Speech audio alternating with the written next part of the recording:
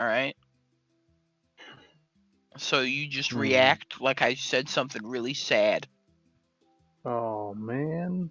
Yeah, What the hell? I know. Oh, my God. That's horrible. I know. It's just how it is. So, but Gosh, how could that happen? How could they do that to you? I don't know. I don't know.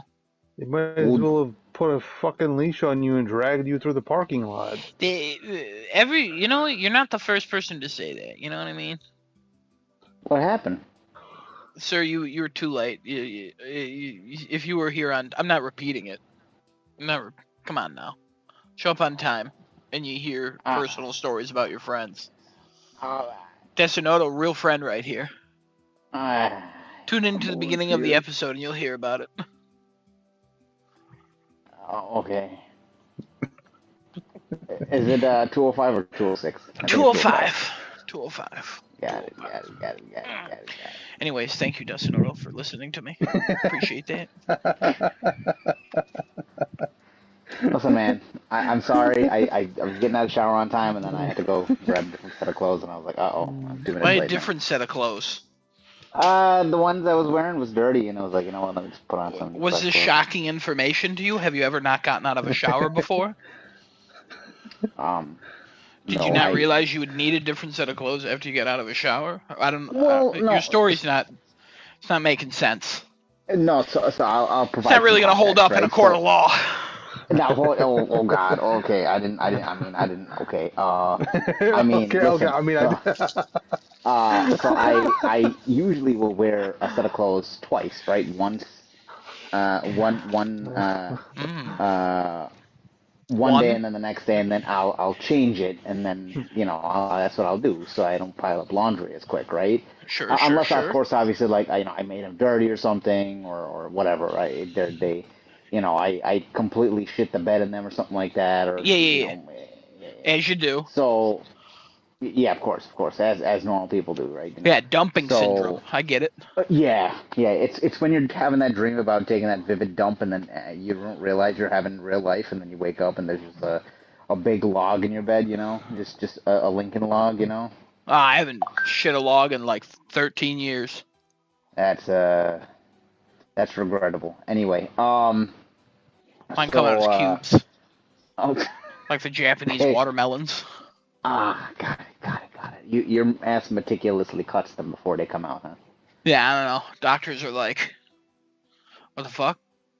Yeah, doctors are already flabbergasted with the way you Yeah, are anyway, so yeah, they're like, "Oh, yeah. what, how?" And you're just like, "Man, I don't know, man. I'm just living. I'm good."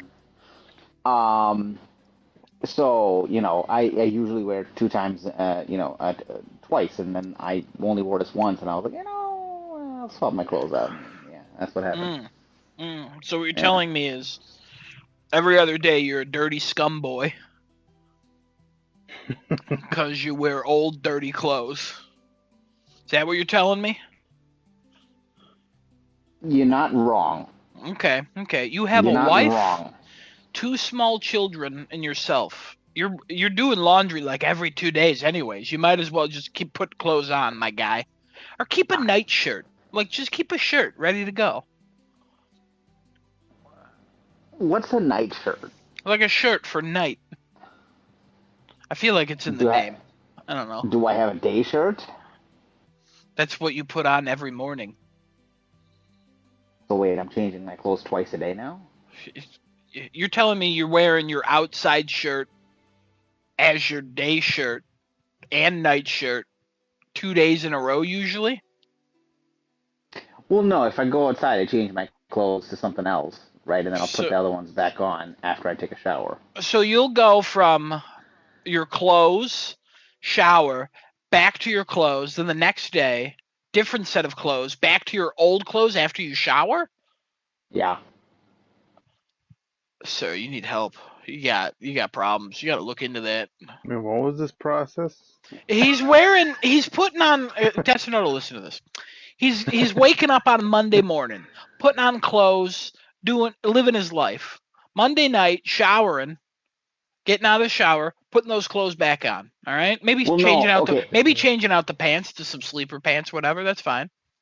Yeah, And then so okay, waking up Tuesday, putting on different Tuesday clothes. Then when he gets home, he'll shower. But then when he gets out of the shower, he'll put his Monday clothes back on. And then Wednesday, he's like, can't wear those Tuesday clothes again. So he'll wear his Wednesday clothes, but Wednesday night, Tuesday clothes again. Sir, what? Why don't you just wear the same thing for 2 days and then switch it? Well, That's then what he I can't usually go do. out into the world with the same clothes. Everybody will think he's gross.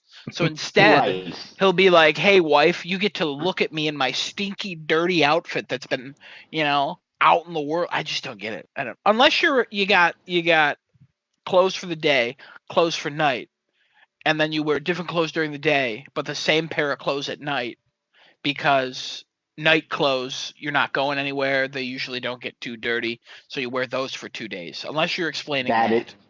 No, that I'm explaining that. Got it. Okay. All right. I judged too harshly in the beginning. All right.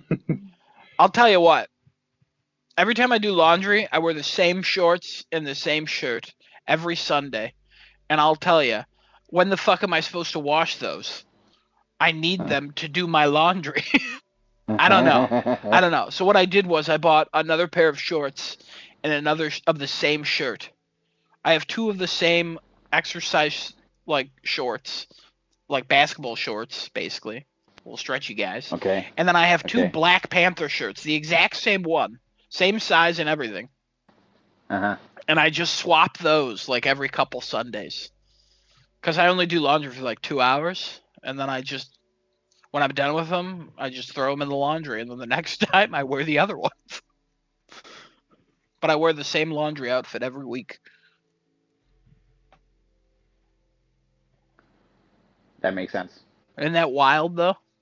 No, I mean, listen, it makes sense. That's the outfit you're using to There's something wrong with my brain wash your that I clothes. had to get the exact same shirt just to make sure that I had Laundry enough. outfit. I Laundry outfit. mean, No, it's I okay. don't You're see just trying to anybody keep when I'm doing yourself. laundry. I have to go downstairs to my basement, but at the same time, Yeah. I never run into anybody. Yeah, my basement sucks. It doesn't matter. It's real gross. Yeah, we I should do that too. mean, Yeah, I hate it. I wish I had an in-unit one. Yeah. that's But not it's really too something we normally get. expensive. Yeah. Well, so expensive. Yeah. Anyways, welcome. All right. Well, welcome everybody to another episode of Crafting a Chat. It is Tuesday, June 11th, and we have a ton of stuff to talk about today. It has been a busy week for us for gaming news. I have a feeling it'll continue to be a busy month. June is usually that month that all the companies have to come out and talk about what they're doing for the second half of the year and kind of just lay out their plan for the remainder of the year that they have. But yeah, we've had some shows that we watched. Summer Games Fest, Xbox, Ubisoft, and PC you're gonna gaming hear all show about. Kevin watched. I Yep, watched the Wholesome yep. Direct. Um, I also watched so the a ton PC of gaming show, shows. but don't tell Kevin. Oh. Ton of shows that you'll be getting the direct opinion of the entire crew here, and I didn't we'll watch also hear. anything. Oh, good, good. So I You guess watch that's another. SGF, some Yeah, of it. that's about it. Don't worry, we'll talk to you. We'll go through it all. And then we'll also have the results from predictions from the previous week. Oh boy, we're doing And that at the yeah, very end. okay, cool. Well, not the Cool. very end. I want to talk about them a little bit Okay, too. So it'll be okay, the end segment, I'll say. cool. Kevin, welcome. Hi. And without further ado, gentlemen, let's do what we always do. What did we all play last week? Adam, you want to start us off?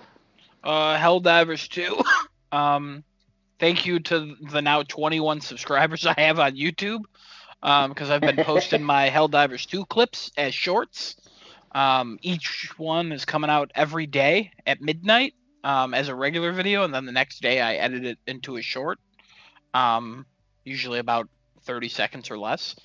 Yeah, and I've just been gaining views. I've gained I don't know, 6,000 channel views in the last week or so. Wow. So yeah.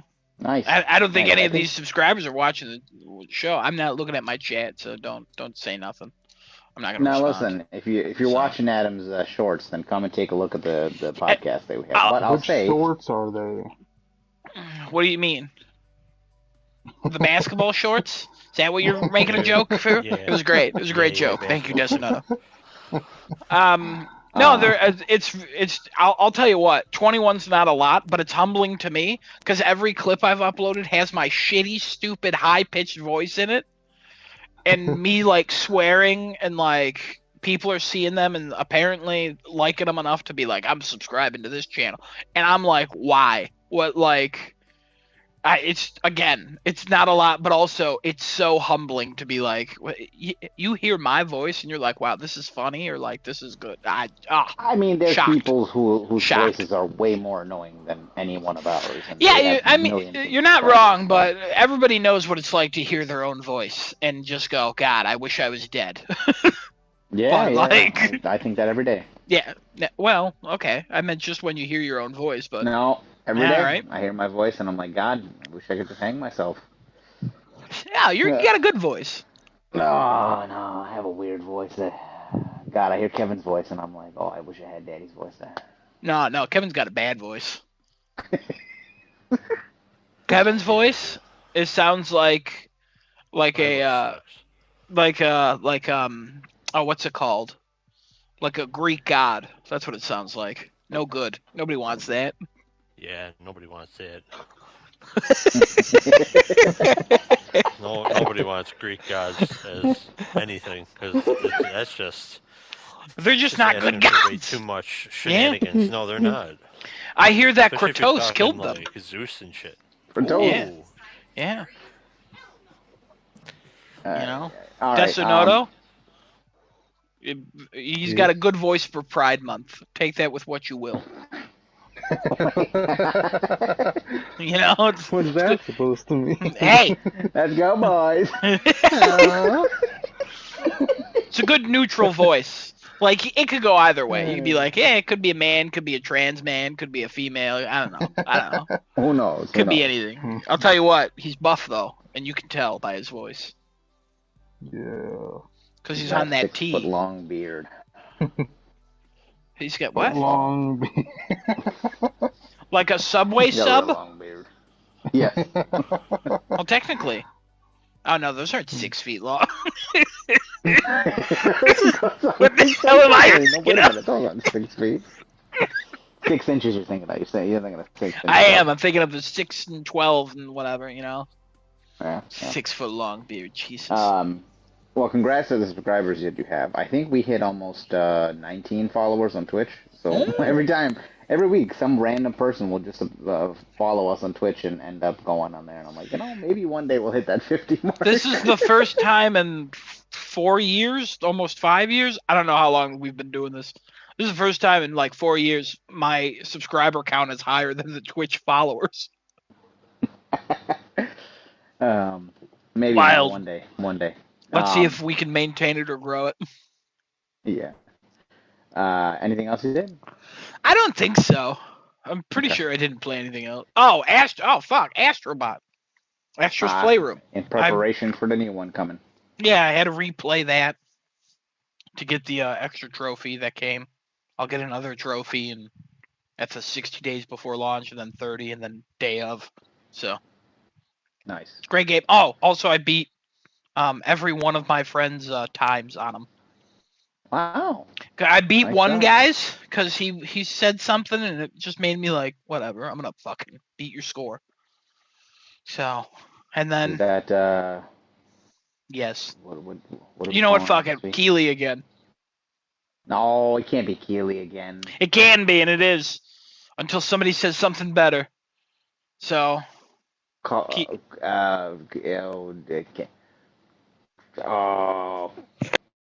Camera vent. camera vent?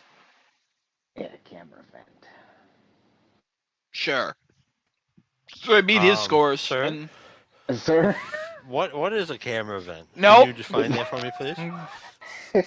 So a camera vent, right? It's you have a high tech camera that has a vent where all the heat leaves the camera. You know, that's what a camera vent would be.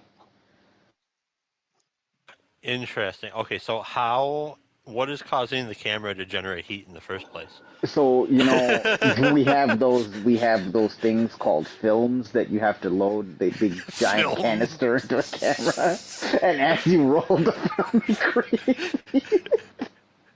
Yeah, yeah. All right, no So more questions, And Your Honor. This is airtight. so anything's possible. So I was like, let me look this up because maybe a camera event does exist. A lot of questions about how do you tell if there's a camera in an event. So maybe I'll change my story to that. It's cameras that are in vents.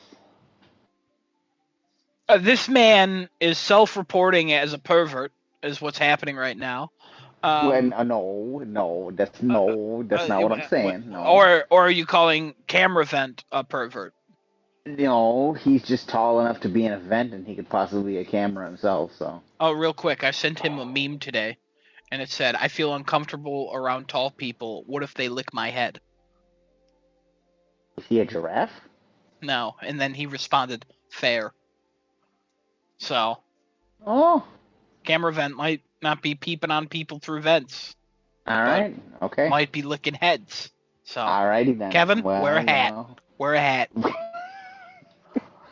Kevin's gonna wear hats from now on. He just doesn't feel safe Yep, anymore. yep, yep. I do. I Um, wear a hat to feel safe around you. you have to wear more than a hat to feel safer on me. You gotta wear Genesis, what did body you armor play? and You go gloves. second today. What? I Oh, played and I finally beat Stellar Blade. What a crazy ass fucking ending. I'm starting my new game Hmm. plus run in that game, and I have to finish and get the other two endings. I'll get the platinum, and then probably move on to Final Fantasy VII remake or rebirth. I mean, not remake. But yeah, I had a fantastic time in Stellar Blade. That's gonna be a real hard game to beat for my game of the year this year. I don't know. We'll see how FF7 Rebirth goes, but real tough, real tough. And I got the rest of the year with these other games coming out now, so we'll see. But what else did I play? Did I play Helldivers? Oh, I'm playing Remnant with Kevin. You, We've you been played having a Helldivers fucking over the grand old. weekend. Oh, okay, okay. I think on So yeah, Friday, not on yeah, I Saturday did play a though. little Helldivers too. And I see the new major order. We got to go save kids or get a weapon. Save kids, it'd be funny. Yeah, yeah. I don't know what the kids are gonna do for us, but I probably would agree with it. Just go get the kids. Um, they're and gonna then enlist. yeah, they're gonna enlist and get guns. So They're gonna make us more bullets. Remnant 2 has been a Oh, wild ride with Remnant Kevin. 2 is freaking great. Oh my God. Forgotten Kingdom Unfortunately, DLC, 10 out of yeah. 10. Oh Much yeah. better than the Lawsome one. Not that was bad, but definitely much better. We couldn't save Private Jack or John, whatever his name was. Oh, Private Jackass, whatever his name was. Yeah, yeah, it sucks. Couldn't save him. There's no way to save him. So, um, At least not but that's yeah, known. yeah, not known to the community yet. This DLC has only been out like a month or two, I think, at this point, a month maybe. Yeah, but Um, people found out some pretty crazy shit real fast, let me say. there's things that I don't understand how you'd find out in this game without like looking it up. Like I don't know how unless there's people who spend hours just running into every wall, shooting every rock there is, just making sure that there's no Easter egg or hidden thing or whatever. Like there's so many things that I'm like, how, how would you know to do this? What would give you this indication to do this? But you know, that's what draws us to that game because it's just so goddamn crazy. Um, I downloaded Streets of Rage 4 and SpongeBob Cosmic Shake. Um, I'm probably gonna attempt the platinum for Cosmic Shake just because I did the platinum for the other one and it wasn't bad at all. It was a pretty easy one. Unless this one is even harder or something like that. I don't know. And then I saw the Sly Cooper game had been released today, the original one for PlayStation 2, not PS1, PS2. Um, it got released as a PlayStation Classic on PlayStation Plus Premium. So I think I want to do that. I never had a chance to play the original one when when I was a kid, because I was a GameCube kid and I was not a PlayStation 2 kid. Um, Same. and I feel like I've missed a lot of the good classics from back in the day. Like Ratchet and Clank was definitely one of them. I've always wanted to try Jack and Daxter, but I think once you play Ratchet and Clank, it's kind of the same for Jack and Daxter. I mean, I think there's a bit more platforming and more close range than there is like guns and stuff like that in that game. Um, but I definitely want to do Sly Cooper. I ended up playing the fourth one that was on PS Vita, which I thought was great. I played that. I think I beat that, and I had fun in that game. So I think the original is going to be like, I'm going to be like, wow, I want a sequel to Sly Cooper. But I don't. I mean, I know we're probably never going to get that. So, um, or whatever, whatever the next another installment in the franchise, because I know there's already a sequel and a threequel and a whatever the fourth one would be. Um, so I'm probably going to try that, and maybe I might have some impressions of that next week. I don't know. Let's see. Um, but yeah, I think that's all I played. Kevin, you're up. Oh baby, I played some Remnant with Genesis over here. Remnant 2 to be more exact. Um, a lot of fun. We got a bunch of stuff. We got tons more to get because every time they release a DLC, it's not just the new area they're adding shit to. They add shit to the base game and whatever else they can add things to. Really. I also remembered we didn't talk to that guy yet, the chef. So we still gotta go back and talk to him. We keep forgetting and we keep re-rolling our adventure, but we don't go to talk to him to see if he figured out what to make with that egg. Um, what else did I play? Last Epoch. Played a bunch of that. I feel like there's another game. What the hell else did I play? Um, um, um, um, um.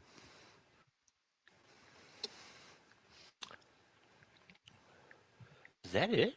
Oh, maybe that's it. Yeah, Remnant and Last Epoch. I guess that's it. It's hard to think of games you've played after this like video game filled weekend, even though we didn't play any of them. Yeah. hmm Watched a lot of that the whole weekend, but we'll cover that later. Was And Tunic then I last started. week for you, Kevin? I've been chipping away at it. I'll say Tunic for this week. I think I missed it last week. um, let's see. What was I gonna say? Oh yeah, I started rewatching Has Been Hotel because I just needed those music numbers again. Those musical numbers are great. Highly recommend the show. Uh, yeah, that's it. Has been hotel. Okay, perfect. Yeah, we gotta go talk to that chef guy. I don't know. We keep forgetting to do that, and we're like, how long has it been since he has had that egg now? I don't know. Um, we'll talk to him. We'll probably get whatever we need from him sorted out. He's been at that Uh, egg for 1.5 years. he well, listen, the first time we gave it him the day after, we're like, hey, are you done with the egg? And he's like, nah, I'm still working on it. Come back to me later. And it's I think like, they probably base it off of either in real time because they did that already, they or did, yeah, in-game runs. yeah, yeah. Destinoto, what'd you do? Has been hotel. Okay. Everybody watch it. Everybody. Everybody Yeah, watch. I gotta It's watch too the good. Arcane trailer. Oh yeah, I saw they put out a new thing for that. I gotta watch that too. Is it longer than the Um. 5 second little trick thing? Oh yeah, I think it's like a minute or two long, Ooh. from what I saw on I'm the gonna watch it while you're thumbnail going thing. then. Okay, okay. I do. Uh, I think I watched a couple episodes of Yu Yu Hakusho.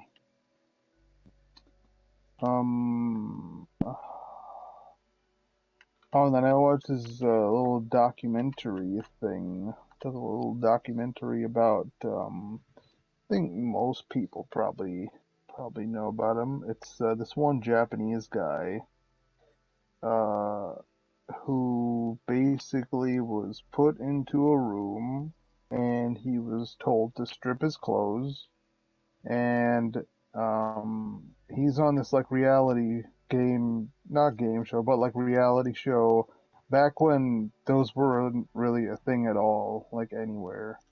Brand new in Japan, and it was on this show called Denpai Shonen, and it was a special they aired called Life and Prizes, I think is what it was called. But basically, he had nothing. He's put into a little room where he had nothing, no clothes, no anything. So he's walking around naked, and they're broadcasting this on live television. So they had to censor the whole entire show, basically. And he'd have to fill out sweepstakes to win things through the mail, through postcards. And this man somehow had the determination. He was almost like considering killing himself at points, like severe depression and loneliness and just isolation to the max, but he had to win enough prizes to equal 1,000,000 yen, and then he would win. He'd win the challenge. He'd win the show. He'd win the challenge of the show. Um, so he did eventually. It took him a year or 11 months, I think. Maybe it was a year, somewhere around that range. And so they came in the room. They told him he was like he didn't even know. He had no benchmark, no measurement of how much yen he had amassed that whole time. And it's so crazy. It is such a crazy idea that would never happen today. Like, oh my god. What a crazy thing for the Japanese to do at that time. I mean, So you're telling me they stripped a man naked, put him in an isolated room, told him you have to keep filling out sweepstakes on a live camera that everybody can see you on. yep. And they told him it wasn't being broadcast. Okay. So And he had to just the fill whole out like time he flyers thought the they were whole just like time. recording him. Was he able to eat, take showers, and all that? I'm assuming. Though so he literally had nothing. He had to get anything he ate through the sweepstakes. Anything he wore, anything he used in the room had to be through the prizes that he won. What if he didn't win a prize? I mean, I think the only thing that director said was if he was at the point of dying is when he would pull him out and stop the whole thing. This is a weird show. It's a show that he said would push the limits like to the utmost for like what a normal person can do. And he wanted to see that, and he's also on the whole documentary with the guy who also went through the whole ordeal, and he's like, yeah, I was really like hard-headed and I was so determined back then, and I was kind of crazy with all the shit that I was trying to pull, and he was. But yeah, he he was also like this legendary director back in the day, um, making all these hugely successful shows and whatever. And this is like the first, but one of the craziest things he pulled off. But yeah, if anybody wants to watch it, it's on Hulu. It's called The Contestant. Or you could probably find videos about it online too. It was on the show called Denpai Shonen. But so he won the 1,000,000, or he won the challenge to reach 1,000,000 yen, right? They took him out of the room. They brought him to Korea. He didn't know where he was going. He was blindfolded the entire time. They took him on a plane, took him to Korea, to South Korea, and they put him in another room. And they were like, do it again. and you're in Korea this time, and do it again. Um, it's so fucked up. This poor man had to be convinced for a total of 3 hours at that point by the director guy. Somehow he still persuaded him to go ahead with it. Um, and so now he's in Korea. He has to learn Korean by himself, all alone in that room, and then fill out all these postcards to send out for sweepstakes to win prizes, and everything's in Korean too. It's it's really really incredible that he was able to pull that off, but also extremely fucked up by the director guy. So after the whole Korea version, he ended up meeting that goal as well. Then they took him again, blindfolded him again, took him out of Korea. He's all the way back in Japan, and they put him on a stage. They put him in the same room in a box on the stage. And he automatically thinks, oh, okay, I'm doing it again. Now I have to strip my clothes. He's naked. The four walls come down. He's on the stage. And he's just shocked out of his mind. He's like, what's going on? And then they're explaining like, oh, all these people are here to celebrate your win. They're all here to congratulate you. And he's just still in shock, just sitting there. Then the rest of the documentary was pretty much like him kind of talking about what he did afterwards, how his life was like changed, but also not like he didn't really gain a whole lot from doing that, other than like people knowing his name. His name's Nasubi, and yeah, he also broke the one promise he made to his parents about not appearing naked on television, but he had no idea, so he didn't even know. I just want to Why point is out. that specifically? Why is it the promise specifically that he made to his parents? Well, because he You wanted to go know, into entertainment, right, and be a comedian, or not a comedian, but he wanted to make people laugh, right? And they told him, if you're going to do that, if you're going to into entertainment, just don't, go on TV and be naked, or go like, do anything like that. Unfortunately, he did, but his parents understood after the fact because he had no idea. just want to point out that 1,000,000 yen is about $8,000. Yeah. So Well, this was also back then. So it might have been more. no, it's about $8,000 back then. Oh, you checked back. Okay. Yeah. Oh, okay. This was a show that had multiple seasons, by the way, and multiple contestants.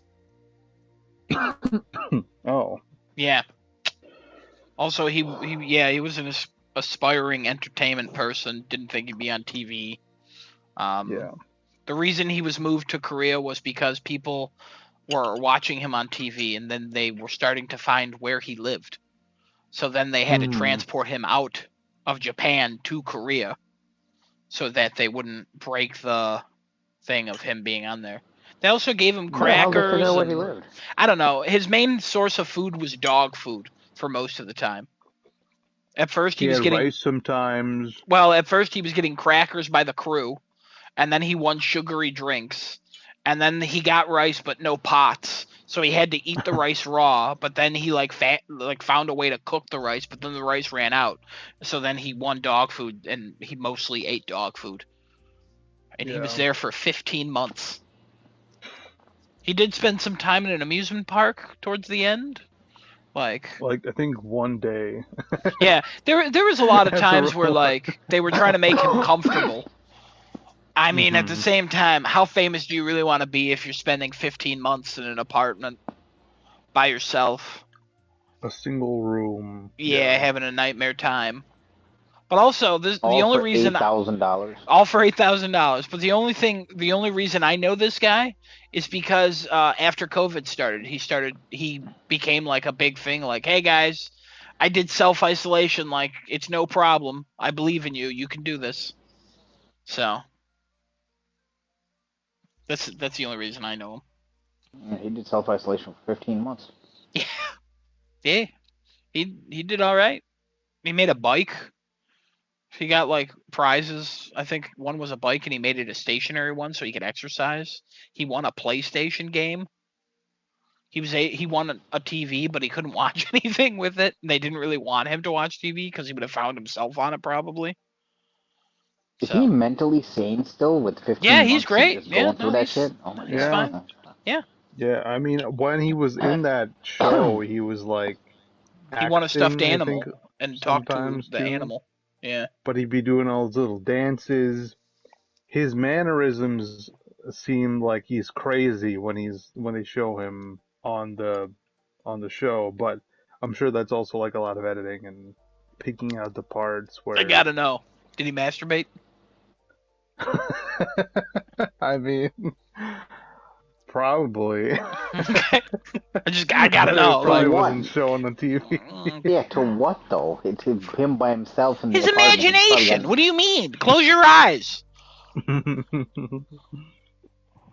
What? hmm What do you mean? You fucking 15 months in an apartment alone, you start looking at a wall and you'd be like, is that an ass? He's in the bathroom, he sees a mirror, and he's like, I could jerk it to my own nipple. Man, that's crazy. That's cool. Yeah, watch that. Seems Real fun. good. Cool. I highly recommend checking that out. It's very eye-opening. Anything else you did? Mm, um, I think I watched an episode or two of Physical 100. Um, it's still good, but I feel like I don't know. The show seems like not as entertaining as the first season was. Mm. I'm not sure why. Like it's not just making me want to watch every next episode. I don't know if it's like slower or the challenges aren't as cool or what, but I don't know. Um, I think I'd watched something else. Did you finish Eric? No, I do gotta finish that. I totally forgot. I didn't get back to that yet. I think that's it.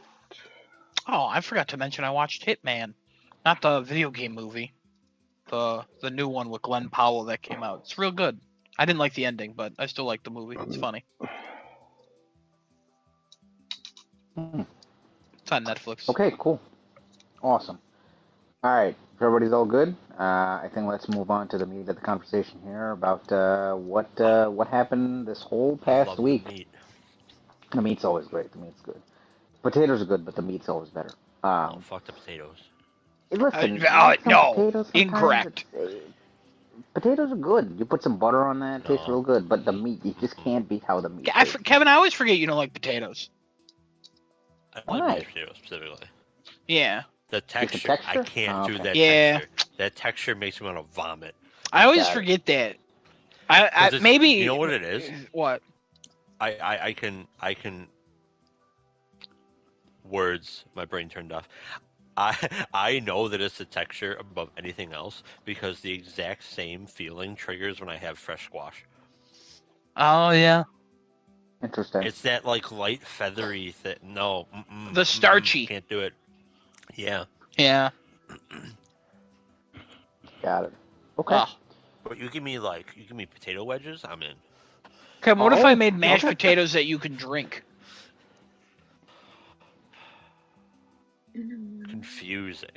You can I can mix mashed potatoes so well that you can put them in a cup and you can literally drink it. Maybe. If I ever make them Either like that that, or- I eat them all. So there's no way I can ever get you to try them. So Either that, or Anyway, you have like the not as mashed potatoes. Like I guess like they're more like chunks of potatoes oh, in you mean there. like Like home they're fries? yeah, I guess so. What about a baked potato? I don't know if I ever had a baked potato. Interesting. Interesting. Mashed Mm. potatoes kind of just turned me off to most potatoes. Because like people would be like, yeah, but French fries are basically potatoes. I'm like, yeah, but you don't get that texture. You don't get the texture. But you do though. That's the thing that's weird Yeah, about it. because But when I you bite know. into a French fry, the middle of the French fry is not just. Do you not like thick French Yeah, but fries it's just then? not. No, you like wedges. I get what you're saying, but at the same time, it's so close for me that I can I tolerate don't know both. how. I don't know how it's different unless Again, I like get what you're saying. somehow it's the seasonings or something. I just don't. I don't know. I'll tell you what. If bananas were firmer, I think I could eat bananas because I just don't like the Okay. mush. I don't like how mushy they Yeah. are. They're gross. Even when they're like super ripe. Yeah, Okay. I why mean, they if you want wet? firm bananas, you just eat green bananas then. Why they just Super give me firm. banana bread? Perfect banana right there. Oh, Okay. That's the you perfect know, banana. can't Put go some wrong with it. walnuts in it. Oh, baby. A little bit of butter. Talking to Oh, me like this. oh. Oh. Take 2 All slices right, of banana bread, cover them in Mm. butter, slap them on my nipples. Kevin and I, we're gonna have a fucking buffet. You know what I mean? Okay, Oh, all right. Anyway, baby. so we're moving on. We're moving on here. So Just let's text talk me about when. the. Oh God. Uh, Adam, why don't you lead the conversation first with Summer Games Fest here All for right, all right. No, I'll let's get tell you back to what. banana bread. I'll tell you what, Kevin. You and I were both going back to the banana bread. I'll tell you what. I can never make banana bread because I hate the smell of bananas. Oh, So like I have to get yeah. my banana bread from people. And when I find somebody who makes a good one, I like go, "How much do I pay you to make me banana bread?" And they all say the same thing. "I'll make some. I'll give you some. You don't have to pay me." And I go, "Got another one." How many banana got breads have another I one. eaten from people I've worked with? 30 to 40, I would guess. Nice, nice. I befriend people for banana bread, and that's it. We've got a banana Um bread hustler here. Friend of the show Chris, former coworker. He loves the internet video where this guy's like talking about banana bread. It's very funny. Kevin, I don't know if you All know it. right. I'll I send it to don't. you. There's a Nice. lot of people, they like take the first letter of each word this guy says and they put it like in a chain or something, and then they just point to the Mm. letters as the guy goes, "Banana bread. I love banana bread." Oh, it's so good, so good. Anyways, All right. it's like a little poem, little poem. Summer Game Fest. It happened. Hey, Summer Game Fest. Some would call it the E3. Others would say that's not E3, and I would say, what the fuck was E3? You know what I mean? No one knows. No one I knows. mean, I'm just E3 is wasting like the time until I conglomerate pull of this all these up. showcases. Ah, Yeah, yeah. E3 was trash. I'm glad it's dead. It wasn't anything like what it was back in the day. Um, yeah. I I mean, was gonna say back in the day it was really it, good. like the back in the Now day, the only 2010, thing. 2010 E3. Like, are you kidding me? Oh yeah. Oh Like, yeah. that Now was the only a thing we week. have that's like that's Gamescom and sometimes Tokyo Game Show. Summer Game yeah. Fest is getting close to it. It's basically it's been the Uh, E3 of the last few years, but it's not quite at that level. But a lot of press goes down there, so when they return, it's basically they're acting like it's E3. Also, I IGN mean, streams like okay. every day, and they have but they don't Yeah. have like those like in the next hour we'll get this person here, and then after that it'll be this, so you can see 20 minutes of this game and 20 minutes of that game and 20 minutes of this, and I'm like, fuck, Yeah. where's that? Give me that. But whatever, That's the whatever. thing. But we'll get Yeah, there. yeah. We'll get Okay. there. Kevin, I feel like this is how we should do this. I'm gonna go through I'm ready. Summer Games Fest. I'll talk about Wholesome Direct. I didn't take notes during it because I don't think it's nobody here cares. After Yeah, I I do don't even know Summer what that Games is. Fest, you do the PC Gaming Show. How's that? Oh, okay. And then after you do PC Game Show, I'll go back and do Xbox. And then after Okay. Xbox, we'll talk about the scores and stuff. That work? Uh, no Ubisoft. Oh yeah, we'll talk about Ubisoft after Okay. Xbox. Future Game Show had like nothing, but I'll. I sure watched there's, like, Future Game nothing. Show. I also watched the PC one. I just didn't care for it because I just don't play on PC like that. So I didn't recognize 98% of the games. So Oh, okay. yeah. I mean, I didn't recognize like a whole bunch of them either, but they were hitting. Let me tell you. Interesting. Don't worry, I'll cover it all. Yeah. So how we do this always is I'll say something. You say you either say nothing about it, or you can be like, I'm interested, and we'll talk about it for a bit, and then we'll move on. All Yeah, right. that works. Sure. Cool. Cool. Desinoto, Okay. you understand? You following along? Following. Oh wow, I didn't expect that. Following. All right, Summer Games Fest. Kevin, camera vent. And Camera vent. Desinoto and myself watched it. Desinoto had to leave because he made plans for some reason. And Genesis didn't show up because he was at work because he got busy. So nothing he could do about that. It's not like he's the boss. Anyways, Summer What? Games Fest. I'm just kidding. All right, it opens with Lego Horizon Adventures coming out this holiday, and it's also coming to Switch, which is wild. I don't understand how that's the way it is, but Yeah. It doesn't even matter to you because you don't like Lego games. You couldn't even watch the full trailer. So no, I couldn't watch it. But at the same time, it's a Horizon game on a Switch con. I realize it's a Lego game. I understand that. it's a kids game. They're trying to get other people. Hey, they play this kids Okay. game and then they go, "Wow, I like that. How do I play like a better version of that?" And they're like, "Hey, have you heard of the PlayStation?" And they're like, PlayStation." I think I'm the only one here that's super duper interested in this. This is a day one for me because I love Lego. I love Horizon. I'm glad it's not a collectathon. It's fun. It looks fun being co-op. It looks beautiful. It's narrated by Rost. Aloy likes hot dogs, so that's canon now. Gorilla even tweeted something about that. That it's canon that Aloy likes hot dogs, so, which is pretty funny. Um, just there are a lot of references to Horizon and the lore, and it looks fun, and I can't fucking wait to play this. I think it's gonna be so great. Okay, moving on. Mm. Next game is No More Room in Hell. It's coming out this year. It's an 8-player game, and it's got a massive map, and that's all the notes I took of it. Oh, okay. So this is I'm gonna just jump in if there's a thing that No, you yeah, guys go ahead. expanded on that I know of. So this is a PC game show. Now, they didn't dive too deep with this, but they did have some developers talking about it. This one could be interesting if it comes to like consoles and stuff. I don't know that I would play it on PC because I don't know who I'd play with, but they specifically said that you could have two players survive, then that goes up to four, up to six, up to eight.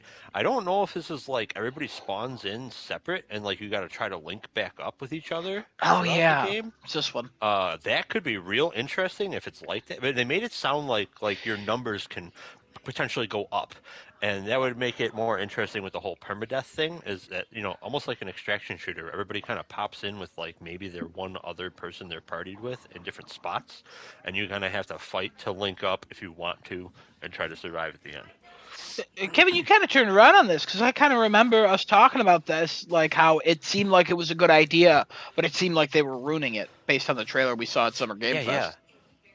Yeah, So when they were talking about it, it sounds interesting. And they got one giant map, so I don't know. could be I'm cool. I'm at least intrigued enough to learn more. Yeah, could be cool. All right. The next game was Harry Potter Quidditch Champions, coming out September 3rd, 2024. I'm just going to talk real quick. Marie loved the Quidditch games from before, and when she was watching this trailer, she said it looked very similar to those, so she's excited for it. So if anybody was a fan of those Quidditch games, apparently you're going to be excited too. So go Cool. check it out. Cool. The next game was Cuff Bust. It's like a prison break game with those little creatures. It's made by the same guy who did. Was it Choo Choo Charles? Yeah. Yeah. Coming out 2025, but also he doesn't know. I thought this looked interesting, looked kind of fun, but it didn't look like it looked like you spend like a weekend with it. It doesn't look like I'd play it over and over and over and over. But I don't know. We'll see. The next thing we saw was Star Wars Outlaws, still coming out August 30th, I think. Oh, let's go. Not much here. Kevin and I will expand upon it um at the At Ubisoft show. Ubisoft. Yeah. All right. Next game is Neva. It's from the creators of Gris. Also coming out in 2024. Looked kind of interesting. As I looked at it, I said it was an Atom game, like something I could potentially pick up on a sale, play it for a few hours, get that plat. Okay. Next one is Civilization 7. A bigger showcase for it is happening in August. I'm assuming Gamescom, or it's going to be at the Jeff Keighley event. This was the game that was hyped before the show, the returning, like one of the beloved franchises that's returning. So it wasn't Mafia, it wasn't Bioshock, it wasn't anything else. So take that with what you will. I think some people said this was the most disappointing thing here, just because it wasn't Bioshock or like something else. Like people like Civilization, but at the same time, you don't need it to be announced at a show. Like the fans are gonna be there no matter where it's announced. So, which is whatever. I get it. All right, and then after that, Black Myth Wukong got a CGI trailer where he pulled a staff out of his ear. Launching August 20th of this year. That Um, game looked like it was like I think us as a collective thought that this game looks too like good to come out because the first couple trailers we saw were like, what the fuck? How is this yeah, in the beginning, how's this yeah, a game? And then as more and more trailers came out for this game, we're like, okay, all right, is maybe it might come out. We don't know yet. We have no idea. And now here we are with a release date for this game. And I also, it's not coming to Xbox as of right now. yeah the because of the everyone's assuming it's because of the parity between Series S. Series X and Series S. And there's an issue with the Series S version, is the rumor. Which is certainly possible because I've had that issue in the past. I'll tell you what, the more I see of this game, the more I'm like, I don't, other than the art style, or like other than the setting and the graphics, I feel nothing for anything I see of this. Maybe it's not for me. I don't know. It's just nothing. It does nothing for me anytime. Kojima made a Apparently, remark about this game. best-selling game in China right now on Steam. It's a Or Chinese best-selling developer, right? It's not a game, Korean developer. best-selling game in the world on Steam, I think, with most of Because its this was sales part coming of from China. I believe in the I last thought like week I or so. thought this was part of PlayStation's China project or whatever, like Hero China or something like that. I don't think it's part of that because remember it was revealed at the Xbox thing. Was it revealed at Xbox or was it revealed at Sony? It was revealed at Xbox. You remember you brought that up? Oh yeah, I'm stupid. I'm dumb. I'm dumb. You're And not now dumb. here You it's just not coming to forgot. Xbox right now. Yeah, Yeah, I yeah. forgot. Yeah. But yeah, now this game Wrong. does nothing for me. But it looks like it's still gonna be good for people. So good luck. Yeah. It looks like it's gonna be great for people who want to play this. So Then the next thing was Asgard's Wrath 2. It's coming to MetaQuest. I don't know if it's always on MetaQuest or that's new information. I I thought could it not was gonna be on that exclusively, and that's what it got announced for. probably right. Game after that, Once Human, coming out July 9th, 2024. I remember nothing about this game. Anybody got anything about that? All I remember, if it is the correct game, it's a bigger world looter shooter sort of thing that's like slightly MMO-ish. Oh man, I just looked up Um, images of it and I didn't even recognize it still. So not great. yeah, it's been in a testing phase for quite a while, if I'm not mistaken. Makes sense. Um, or I'm misremembering the title of the game because if it's not this and it's not that other game that I thought it was, I don't freaking remember what the hell the title was. Okay. All right. Then there was Warhammer Space Marine 2, still coming out September 9th, 2024 of this year. So, again, not another game that really doesn't do anything for me. I remember when we got that September release date, I think last year. People were like, that's so far away. We're getting close. Getting close. Only 3 months away at this point. So, cool. And then after that, it was Metaphor Refantasio or Tazio. I don't know. It's coming out October 11th of this year. Is this the? Preordered. Yeah. That's the sequel for. I'm sorry, it's not a sequel. I'm sorry. It's from the guys who made Persona 3, 4, 5. Yeah. So the same crew that made that is making this game. This is more of a focus on actual political things in the game of like the quick TLDR version of this game is that you have entered a world where the next ruler or leader of the world is going to be elected, and you you are there and you're going to try and become the next world leader. You have to essentially create these relationships with like a bunch of different people, species, and things like that, and along the way forge these relationships with them where they in turn help you essentially what's the word I'm looking for? Advocate for you, and they help you become this ruler. There's a bunch of like corrupt government shit going on and a bunch of tyranny happening behind the scenes. You can tell from some of the cutscenes, but like the gameplay looks really cool. It's a combination of the turn-based style, but they give you more freedom. If anybody remembers how FF13 used to be when that first got shown off, not an action bar quite so, but like it still had that style of like, okay, depending on the stats and stuff, this person goes first, this person goes last, but it's more actiony where you don't have to technically wait for your turn and you can interrupt things that are going on. So that game looks absolutely cool. I can't wait to play that one, especially coming from the same minds that brought us like Persona 3, 4, 5. I think it's going to be a hit. I already got myself pre-ordered for that, and that's coming out in October. So yeah, can't wait to Cool. play that one. Cool. Very excited for you. Mm-hmm. Next game was Batman Arkham Shadows. This is for the MetaQuest. It's a VR game. It's coming out fall of this year. Full trailer at Gamescom. It was cool to see Roger Craig Smith back as Batman, the Arkham Origins Batman voice actor. A lot of people liked.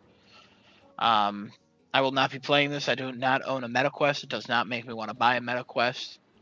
Why they just don't make another Arkham game, I don't know. It was whatever.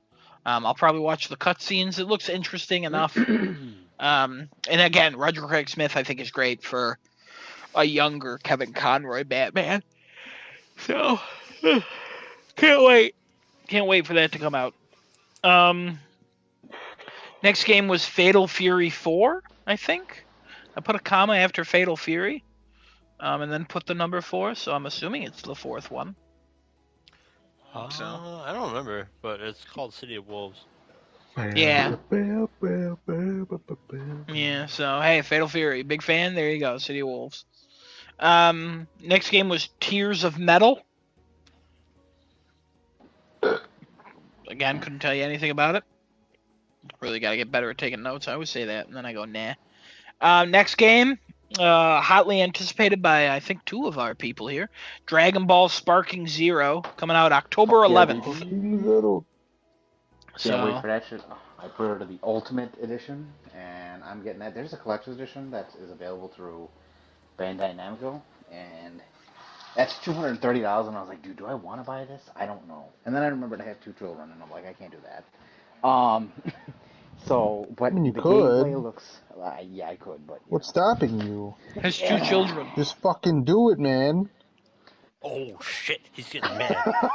Did you buy that, Destinoto? He's gonna take it out of your ass. I did not. Oh, interesting. What's stopping you, man? Only because the little, I think it's a statue or. it's a statue of Broly and UI Goku. Yeah, if that was like Beast Gohan versus Cell Max or something. Oh my god. I will Interesting. say I so. would buy all of them. I know you wouldn't mind. Hold on. I will say it looks like GT is excluded from this game. There has been no mention of any GT characters, Well, and that I makes think sense. GT I mean, is dead and gone now because Daima apparently is being showcased as one of the characters you can get in the season pass. So like the Ultimate Edition that I got includes 20 extra characters coming to the game. It's 3 days of an early access, so I guess I got the game shipped to me 3 days early or whatever. And I think this game is supposed to rival Budokai 3, which Budokai 3 Tenkaichi Budokai 3 was, I think, 165 characters in that game. And it's supposed to be more than that in this one. According to the roster, the way it looks, I think there's almost 200 characters in this game.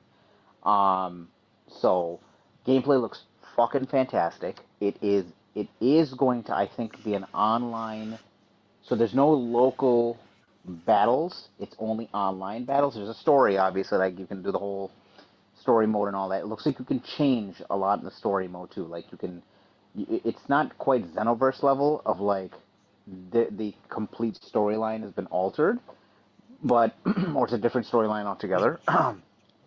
But it looks like certain aspects can be changed based on what happens. Like, what if Goku came in and he was the one who was coming to destroy Earth instead of Vegeta? Or what if Goku unlocked Super Saiyan during his fight with Vegeta? Or what if what's it called?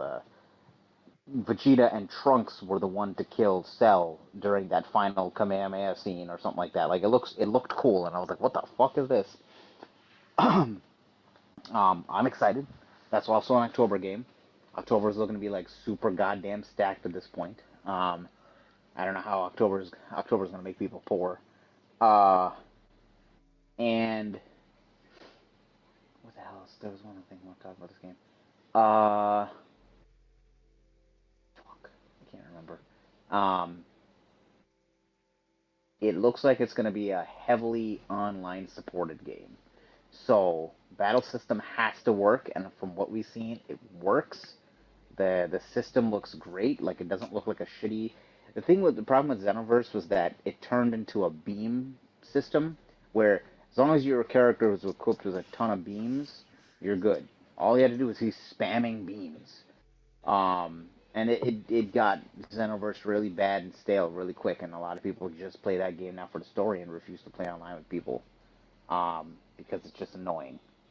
And Fighters is too much of an intricate game for anybody to pick up because you have to know how to play a fighting game and use combos and all that and be able to, grow a third arm and use those buttons to be able to pull off stupid, crazy combinations. I don't know how people do they do, but they pull off combos. And I think the Sparking Zero is going to finally bridge that kind of gap. It looks like you need a little bit of skill to play it. It looks like you need I shouldn't say a little bit. It looks like you need a decent amount of skill to play the game, but there is also that like 3D fighter that it looks like it's going to be. Um, so super excited for that. Sorry, that was long-winded for that one. No, you're good. You're good. A lot of these we'll skip through, so you're good. Speak on what you want. Okay. Tessino, did you want to say anything about it, or do you think Genesis covered it pretty well? yeah, it was mostly covered. Okay. All right. Next game was Delta Force PC Alpha Beta Test or PC Alpha Test this July, and a campaign is Black Hawk Down remaster or remake, or I think it's a remaster. They said. I believe it's a remaster, but there Yeah. might be partly a remake. I have no idea. When the Yeah. console beta test happens, Daddy and I are playing that immediately. Oh, so ready! The game looks so good. It All looks right. fantastic. And then after that, it was this is where Fatal Fury City of Wolves showed up. I think Fatal Fury, the earlier one, was that the Street Fighter thing crossover? Yeah, there were two different things or something. Yeah, The Street Fighter crossover, I think, was still part of that game, but there I were two thought separate I don't remember announcements now. though. I thought Yeah, Street there Fighter were. just had like the year 2 pass or whatever. Like what coming to year There 2? was something with Fatal Fury earlier, and then Fatal Fury City of Wolves was after Delta Force. So, I don't know. If you're a Fatal Fury fan, Google it. Next was Battle Crush. Beta's coming June 27th, my dad's birthday, and also the date of season 3 of The Bear. Decinoto, get ready. Yeah, let's go. Oh! Battle Crush, I remember nothing about it. That's what that So, bear sounds like. yeah, you're not wrong. You're not wrong. That's how I sound like The during the first show because it's so announcement stressful. was Street Fighter 6. Oh, yeah, okay. So that's, yeah, what I So it said. was So a M. DLC to Bison is Street. apparently not in Street Fighter 6. He will now be in 6. And then the 3 characters from Fatal Fury are going into Street Fighter 6 as Which part of the year are 2 Okay. content. Terry, Mai, and who else? There's a I don't third remember. one. I don't remember. I saw Terry Already Bogard. I was closed like, the what the thing. fuck's he doing in Street Fighter? But yeah, I okay. don't know. It's okay. No one plays it here, so we shouldn't be too upset about it. After Battle Crush, it was Mecha Break. They're having a closed beta in August. I will not talk about it here because it showed up as Xbox, and I won't even talk about it there because I have no interest in this game, even though it looks kind of cool. But at the same time, you don't get to double dip. It's not allowed. Then Blumhouse Games showed up, but they showed off Chrysler, Theater of Dolls, Grave Seasons, Sleep Awake, Fear the Spotlight, The Simulation, Project C, and they're publishing games under the thing Blumhouse Games. And There's then a lot of Jason games coming out. Blumhouse There's like and some 7 lady, games. they came up there and they were like, "Hey man," they talked about some stuff. It was a good interview, as Kevin pointed out. Um, Yeah, It was. Very good. Good they on a also them lot for of confirmed supporting indies. They also confirmed the interesting second games. movie of Five Nights at Freddy's. They're working on it, so everybody calm down. That was the guy who So looked like Nathan Drake that I said. I was like, yeah, this guy yeah, looks yeah. very He was Nathan dressed Drake. like him. Yeah, yeah. But yeah, Jason Blum. He's runs the studio that makes every horror movie that's come out in the last like They're doing 15-ish good years. stuff. Doing good stuff. I thought the most interesting of these, for me, was the simulation, where it was a guy playing like a '90s like walking survival horror game, but he was in like 3D graphics that still looked kind of old, and he was asked to help with the murder, and he's like, "What is it? What do they need a game designer to help with a murder?" Like, I don't know. I just thought that was interesting. Like, it's a game within a game, and you're playing a game designer, so I feel like they could do something pretty cool with that. So, seems neat.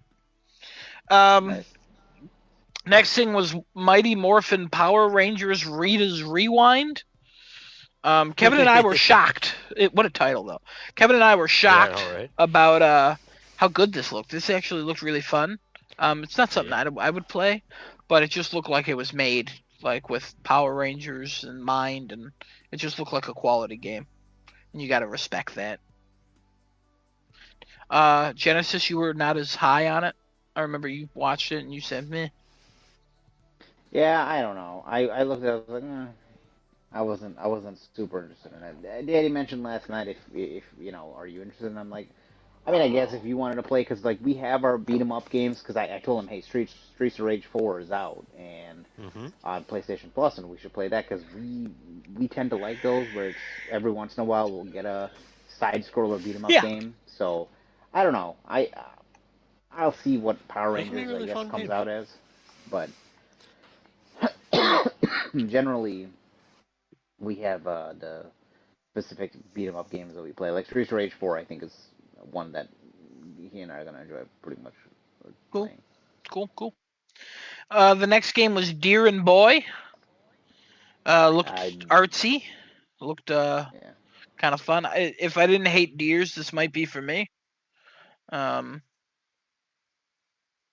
You yeah, no don't other. like deers? No, they're trash animals. What do you mean? Oh, okay. Wow. Well, I, I mean, I okay. feel like this shouldn't be surprised. I've always said my favorite part of Bambi is when his mommy gets shot. I've literally always said that. Oh Said that during no. the reveal for this game too. I've said it for literally like 2 decades at this point. even as a child, I did not care for Bambi. I was like, what are these rat-type creatures that have hooves and carry around ticks, and they're literally trash, and they're dumb. It's like horses. Oh I just never cared for God. horses either. But like, whatever, it's not important. Wow. Yeah, I don't know. I'm not a horse girl, you know what I mean? This deer-sism. Deer-sism? Oh, Honestly, if I could be a deer-sist, I would. What kind of hood do I gotta put on to represent that? Fucking A hood with Bambi's head on it. fuck that. Fucking so mad at that hunter. He stopped shooting after the mom. Oh my God. But whatever. Anything else? Anybody have anything to say about Deer and Boy? No. Great. It looked very cute. You don't Yeah, it like looks great. horses either? Not really. They're dumb. They're dumb animals. I don't understand why people love horses. Were you upset when Jin's horse died in Absolutely. Ghost of Tsushima? Yeah, no, this is my horse. I love that horse. Same in Red Dead 2. Just because I don't like the real animal doesn't mean I will hate video game animal. Okay. Like, if somebody was like, hey, do you want to ride a horse? I'd be like, 1, absolutely not. 2, absolutely not. And 3, I don't even want to meet a horse. And there's Now let's they're say dumb. this. And let's They're say real dumb. Ghost of Tsushima 2 comes out, right? And he befriends a deer in the game, okay? And the deer turns out to be like this assassin, right? And he's really What cool, the and then he fuck dies, is happening? right? Assassin deer. Are you upset that he died, or are you just like good riddance? I didn't even want you as a I partner? feel like I answered this question already by saying it does not matter my feelings of hating the animal does not translate to the video game characters. Like the in deer one's pretty cartoons, strong. The deer one's pretty strong. deers are trash. Everybody knows a deer is trash. All right. Oh my God. This is what I'm asking. because Does it doesn't anybody necessarily like deers? translate. Is there anybody in I the think world they're active? fine. Exactly. You think they're fine. There's nobody in the world who's like a deer advocate who are like, I don't want to hit a deer. I want deers to live their lives in the little forests and woods. I want them to be I fine, don't want to be hit a deer productive. either. Yeah, exactly. I'm anti-deer, as in deer are not like these great But you animals. want to Like, hit them? I don't want to hit a deer. I've already said I don't want to hit deers. You guys are taking my hate and turning it into like school shooter hate for deers. I don't want to walk in. I'm not an advocate for hunting. I don't like guns like that. I don't shoot deer. I mean, I know you have to control population and stuff. It's just not for me. But like, deer are trash. They're literally they're worse than rats. I'd rather hold a rat than pet a deer. I'll tell you that right now. Fucking hate deer. Everybody have any other questions about my hate for deer and horses? Caribou are okay. Anyways, next one. Kingdom Come Deliverance 2, coming out 2024. This game looks just more of the first game, and I didn't play the first game, and it's not for me. Yeah, I didn't realize that there would be those scenes in the game as well, bro. I was like, what the fuck? Why is he fucking a girl on a table? What's happening here? And then Yeah, you were like, shocked by that, which is weird. Yeah, because you have like, 2 kids. So, people do that. Get over it. Kingdom Come Deliverance is all about this is life, and that was both the high and the low point of that game. Yeah, it's literally Train Simulator, but for a human body. Yeah, pretty much. Yeah, thank you. Next game was Genesis's Wet Dream Slitterhead. Yeah, and then that wet dream slowly faded into I don't know. Because you saw the combat, and you're like, Yeah. this is not at all. Destinoda was I shocked. was turned off by that too. I was like, what? Destinoda was very confused. He sounded like when that stupid deer lost its mom in that shitty Disney movie. Yeah, I will say, graphically and frame-wise, the game looked better than when we last saw it. Yeah. Yeah. It Game-wise, for sure. It's just not what I. It doesn't look that great. That was going to be the game. You're able to take other people over and you kind of. I thought that's the only part in that trailer I thought looked a cool mechanic. Yeah. Yeah, but like I don't. But it's I don't know. They advertised it weird. in a weird way. You know what this game is bringing vibes of for me is that Murder Soul Ghost game. Suspect. No, well, I mean not that. Well, I'm sure that I never played that one, but I'm Neither sure have I. the Ghostwire Tokyo game. That it really is bringing that vibe to Ghostwire me, and I'm Tokyo like, looked better than this. I don't. And I don't I mean, think I played Ghostwire it. Tokyo looked good. I know. I played it, and I got bored of it. I was done. Well, I So knew you'd get bored of it just based on what that looked like. I'm gonna guess I 63 for this one. it's ringing the same type of feeling for me for this one, and I'm like, the first trailer, I was all over it. I was like, oh shit, this looks good. This looks like a Silent Hill type of thing. Give me this. I want this. And then all of a sudden, I'm like, wait a minute, this is what the game is? Oh, What okay. the fuck? Next game was Killer Bean. Coming to early access this Fuck that game. summer. Um, Genesis has a weird hate for it, which is weird because we've seen this game before. I thought it looked fun. Destinoto and I were getting a kick out of all the crazy action things that the Bean was doing. It seems ridiculous, but Mhm. it knows what it is. Looks fun. I probably won't ever play this, but if it ever comes to Plus, I'd probably give it a shot. Next game was Cairn. It's a climbing game. It kind of looked like Jasant, but a little bit more of a like a more mature. I don't want to say mature art style, but like more realistic, I guess. Art style. It looked all right. It looked fun. I don't know. Really, nothing else to say about that. Mm, Next was Wander Stop, which is coming out in 2024. not to get confused with Wonder Woman. Yeah, yeah. Next was Unknown 9 Awakening, coming out fall of this year. I feel like I remember this, but at the same time, I couldn't tell you. Okay. I don't remember it at all either, so I have no idea what that game is. And then Monster Hunter Stories was shown off. Is that the one that's coming for the Switch only? Or. I would guess. Okay. I don't know. And then I have Anotria, the last song, and in parentheses, Conquistador, because we kept calling it Conquistador. I don't recall the joke. I didn't think I would. That's why Because I put Conquistador. the characters look like conquistadors the entire time, and the one ripped off the dude's face and put it on his own. Oh, is that why we were calling it that? Wow. I So, remember Conquistador. I remember nothing else. Yeah. there's a demo out for this game. Anybody try that demo or no? Nope. No. Okay. No interest. The game looks so weird to me, but I'm like, it kind of feels like a Dark Souls type of game. Is that what it's Everything trying to is, be? and that's the problem.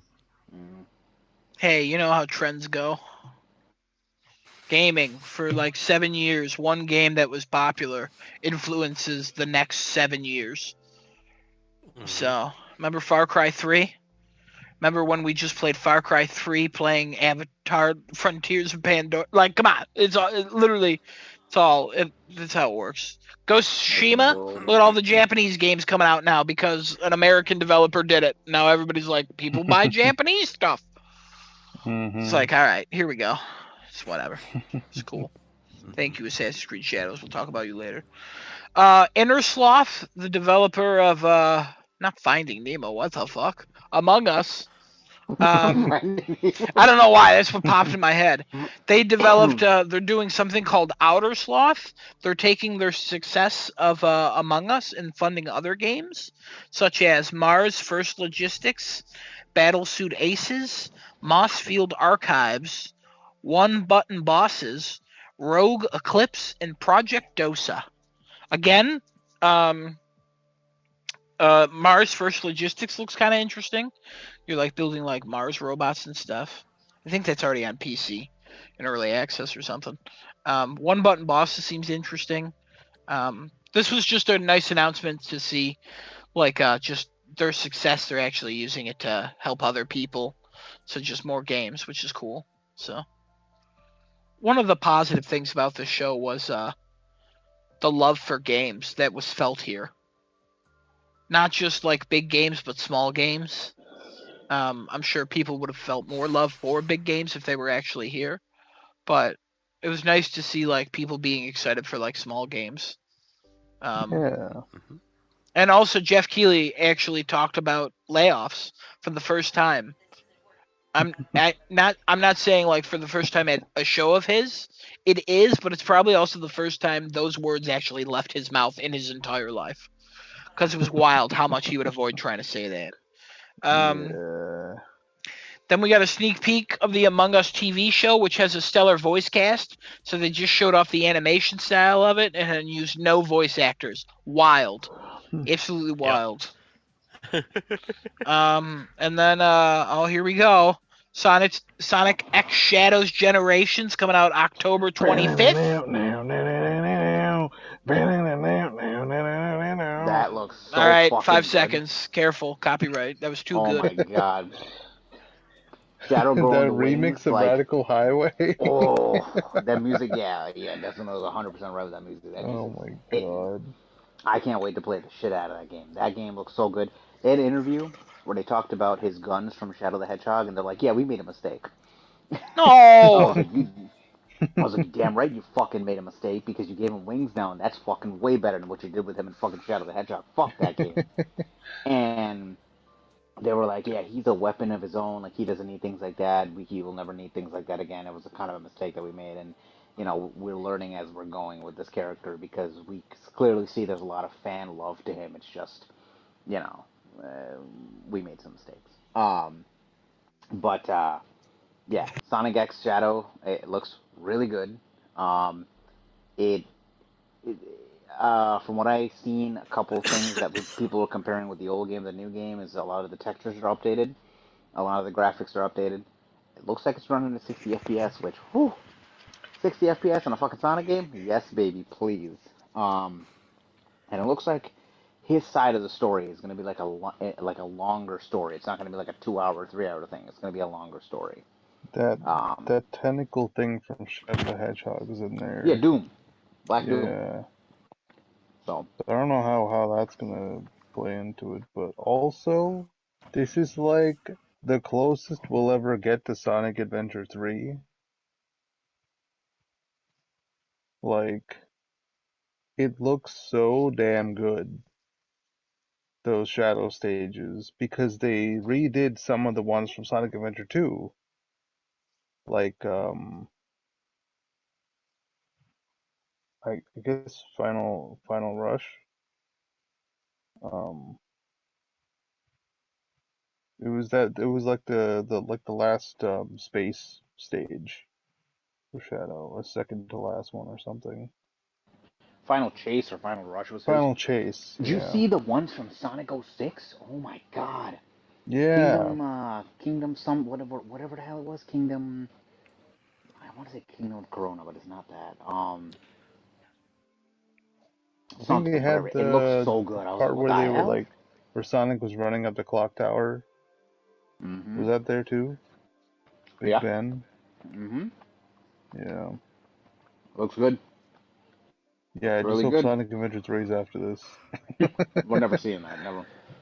Sonic Cause Frontiers is Sonic Adventure 3. Let's call that. but it's not the same.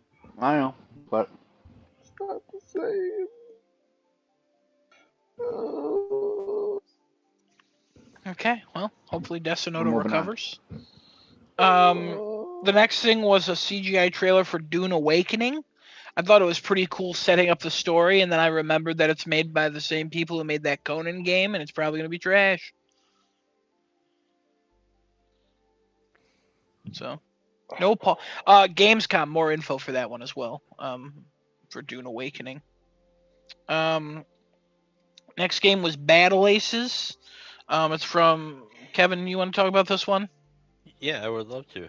This is from Uncapped Games, or a new development studio of ex RTS, like everybody. People from Company of Heroes, StarCraft, Warcraft, Command and Conquer.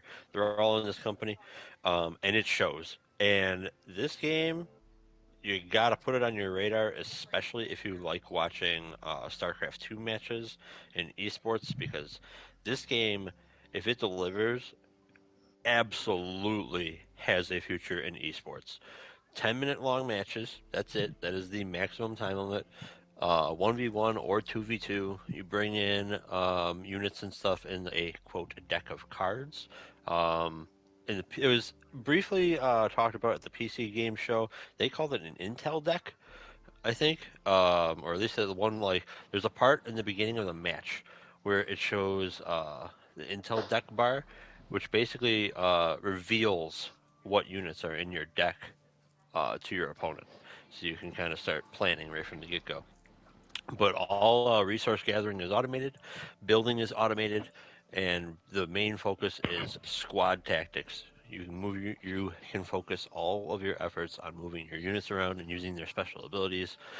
45 units to start off the beta, with more arriving at full release and continuing to be made throughout the game. Check it Wow. out. Yeah. Wow. Take a look. Take a little It's peek. it looks so good, and I can't wait to watch professional matches. All right. Cool. Cool. Maybe tune into the podcast. Maybe Kevin will have something to say about it after he watches some matches. Um.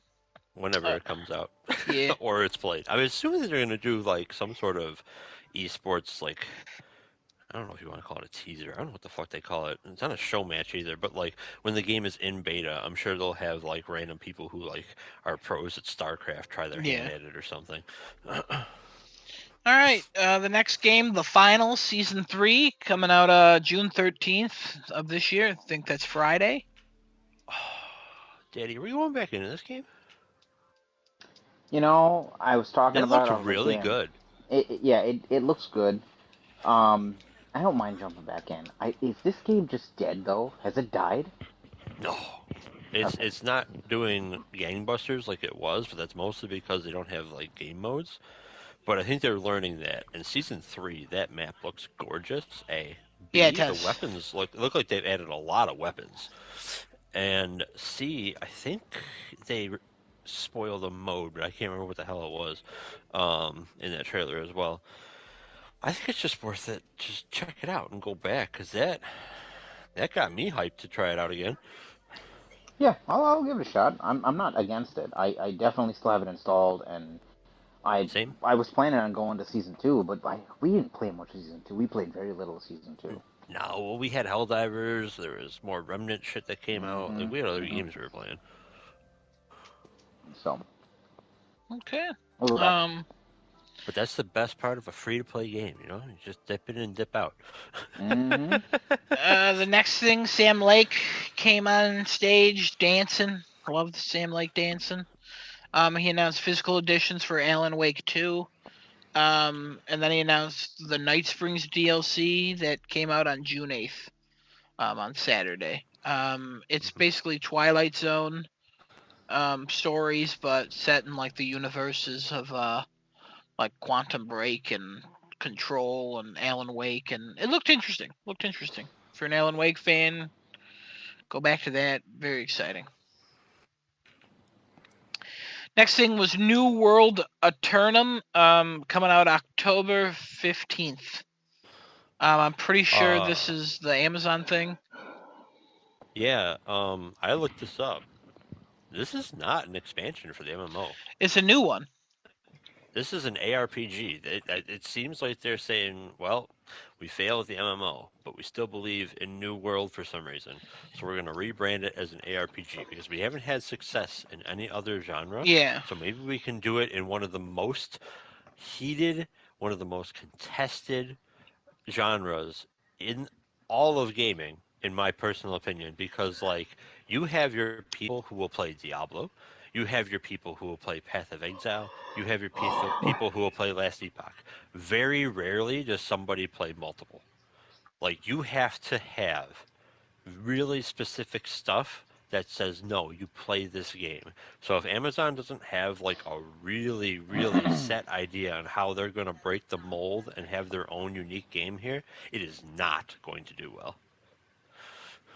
All right, you heard it here first. Amazon's gonna fail again at New World.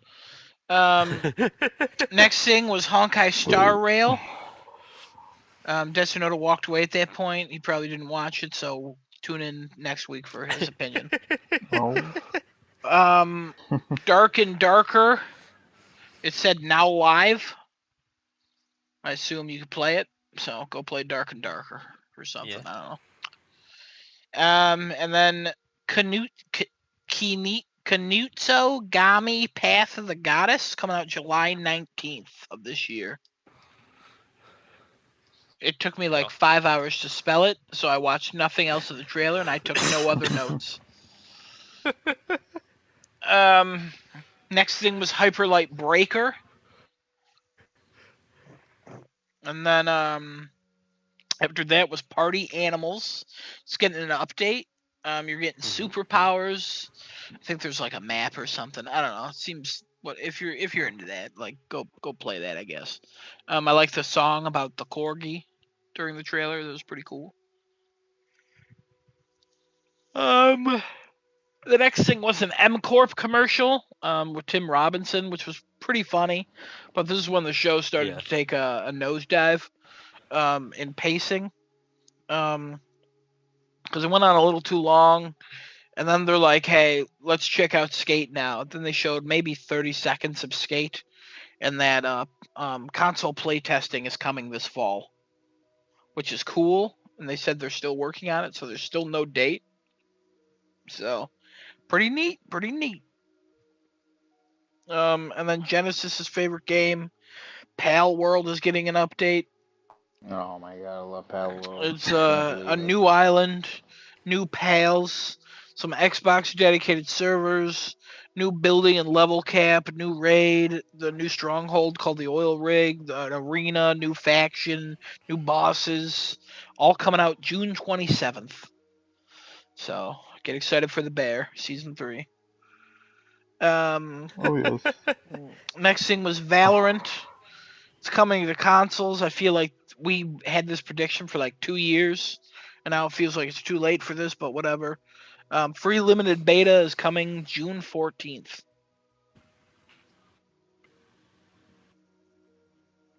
Then there was a Jeff Keighley calling out Young Yeah in the audience, who's looking ripped.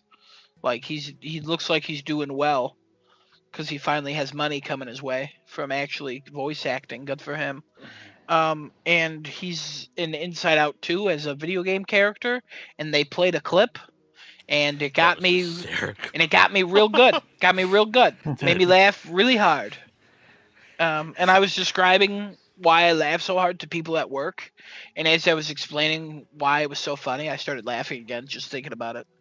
And they're like, "You're gonna see the movie?" And I was like, "Absolutely not." And they're like, "Why?" And I'm like, "Because there's no way the rest of that movie is as funny as that clip. I just saw the funniest part. There's no way."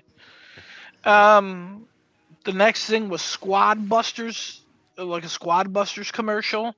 That's with Chris Hemsworth, Christina Ricci, BoJack Horseman himself, Will Arnett, um, some TikTok girl, I forget her name. It was on for way too long. It was a mobile game. We're in the wrong business. Clearly, mobile game people have money. Then it had Monster Hunter Wilds coming out in 2025. Looked like more Monster Hunter. And then the show ended with Phantom Blade Zero. Fucking absolutely fantastic looking. This looks even better. Can't wait for this. The impressions that people have been giving from all the demos that have been shown off, I think during IGN, GameSpot had one too, and I think there's a number more demos coming in Gamescom and Tokyo Game Show and all that. But people are having very positive experiences with this thing so far, and it looks fucking great. I cannot wait to fucking play that. A lot of the people who had thought originally like this is gonna be a bunch of QTE shit and like there's too many flashy moves, like this gameplay trailer showed off all the stuff that we were like, oh, it's not that. It's actually straight up just you have to. Again, it was you have to parry, you have to be able to block, you have to be able to dodge. It's Souls light because it's really ringing like Stellar Blade for me, where it's definitely got flashy combos you can pull off. Um, but you have to know how to do the basics to survive. You can't just fucking wing it. Looks good. Can't wait. Just need a date. That's all I need. I'm down for it. That was the other Sony game that was here, so I'm like, two Sony games here. Go. I'm good. Fantastic. Opened and closed with Sony. Love it. So pretty cool. When I first watched the show, I gave it an 8. After the weekend and thinking about it, I dropped my score to a 7. So the internet very against this show. Didn't have anything big or any huge surprises, so a lot of people gave it like a 4. So I'm still I'd on the probably high say end. seven's probably where it needs to be. So Destino, you got a score for it or no? For the Game Fest? Yeah. Yep. Oh. You really watch all of it, so you saw only the good parts. Yeah. I think it's better than most years, honestly. Yeah, I think it's Jeff Keighley's Like his best best paced one show. yet. Yeah. Yeah. I'd give it an 8, I Okay. think. Kevin? I also give it an 8. 8's a good score. Good Yeah. pacing. And for once, the musical numbers real good. Actually, no, there were no musical numbers here, was there? There was just Yeah, a what the guitar. fuck are you Never mind. talking about? I'm on drugs, all right. Everything's blurring together. I watched a lot real quick. Yeah. The musical numbers, um, love them. Jeff no, Keighley's like, what the the fuck? freaking the the absence of musical numbers then was kind of nice because let me tell you something. Some of them go on for way too long when he does these Nah. things. Nah, they need to Um, be longer. I don't know about that. Developer interviews were actually like a good thing in this show. They actually talked about meaningful things. It wasn't just like, come out here, and then they're like, No, they came out with like a purpose. Thank God. Um, and there you go. I don't know. It was nice. It was a good change. Yeah. Yeah, I think Even though overall it there was weren't an big improvement. games here, it still worked. Yeah, I agree. My peak was Lego Horizon Adventures in the beginning. Started out Um, real good, real yeah, strong. yeah, yeah. It did end rough, but it's okay. It ended real rough. Real rough. It's hard After to that end. It's hard to end these things. 13-minute fucking phone ad, that Hmm. stupid game. God, it went on for so long. It was probably like two and It a did. half, but like, whatever. It Whatever. felt like an eternity with freaking Squad But Buds. that is the Summer Games Fest. Kevin, All you want to right. talk about the PC gaming show? Yeah, with a real quick interruption here. Future game show. There's a lot of shit here. I Yeah. thumbed through it. Not a whole lot of it was like all that interesting, but the things that stuck out, just reading articles real quick. Dredge the Iron Rig DLC coming out real soon. I think it's in August. Body Cam still looks amazing. And there was some more gameplay, but they didn't really show a whole lot of new stuff because the previous trailer already showed so much. But Relic, the First Guardian, still looks really freaking good. And this is coming from somebody who doesn't want any more Souls-like games, and this is definitely a Souls-like game, and I'm definitely playing this game. But like, it just looks so goddamn good. The combat looks a lot more interesting than your standard Souls game, and the frame rate is insane. I have no idea how they're pulling these frames, but congratulations. Relic the First Guardian looks real good. Okay, now PC Game Show. I have a lot of games. I don't have a whole lot of details about them because I didn't take those kind of notes. But if anybody wants to know more, go ahead and stop me. I've also tried to get all of the games that are releasing on more than just PC. Um, Separated from the rest. Well, not really separated, but I'm going to mention like what they're coming out on. But some are some look I swear are going to be coming out on more things, but they're just not known. We'll go over it when we get there. All right. So this show opened up with a freaking banger, Among the Wild. This looks so goddamn good. It looks like Slime Rancher crossed with Harvest Moon, and a little bit of like a more exploration, and like murdering of things to be done potentially, depending on if you get weapons or not. The creatures in this game are fucking adorable. I love it. I already told my sister about it, and she was like, "Oh yeah, don't worry, I already have my eyes on this game." And I'm like, "All right, good. This could be an Adam game, but I don't know if it's gonna come out in anything." Ale Abbey. This was an interesting idea that I was like, "Oh, okay, I'm already intrigued because it's a freaking brewing like simulation sort of game, where you're a monk at a monastery brewing ale." Um, And then they started showing gameplay. This is like fucking Sim Tower, but also you make like a lot more statistical decisions about like what you're putting in the beer, how much you're selling it for, all this crap. This is a Kevin game potentially. So I'm intrigued, especially since it kind of looks like it builds out like a Sim Tower sort of game, and I love Sim Tower. That's an old callback for those that don't know. Then we had Wander Stars.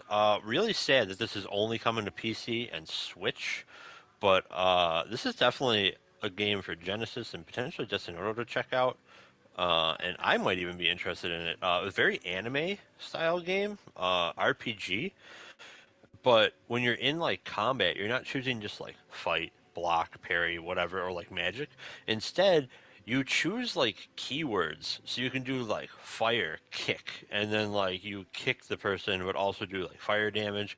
And there's all kinds of freaking words that they briefly showed on the screen to like combine together to make moves. I don't know. It seemed like a really interesting concept overall. So we'll see where that game goes. So far, just Switch and PC. We'll see if it releases on more. Then there was Fallen Aces. This is a noir detective FPS. It kind of looks really similar to what they're trying to do with Mouse, except instead of it being a black and white, uh, like Steamboat Willie style game, this is a somewhat cel shaded detective noir FPS experience that looked really solid. Um, that one's only PC, but that one Kevin will probably be playing at some point. Then we had Mars Tactics. Um, this was an interesting game. It kind of blends, um, not really macro strategy, but like there's a macro like side to this like potentially semi turn based game. There wasn't a whole lot of gameplay other than like going through menus, but it really reminded me of a game called Into the Pit, where you kind of like it was like a roguelike where you had your like space marine or whatever the hell uh, class character, whatever you want to call it, you chose to start with. You had nothing, and you would like go around in like a pseudo turn-based thing. Everything basically like acted on a certain number of like action points. It's hard to describe, but like it was sort of turn-based, and you found different weapons and shit, equip them that gave you different like ways to attack things. You would find armor to protect yourself, blah blah blah.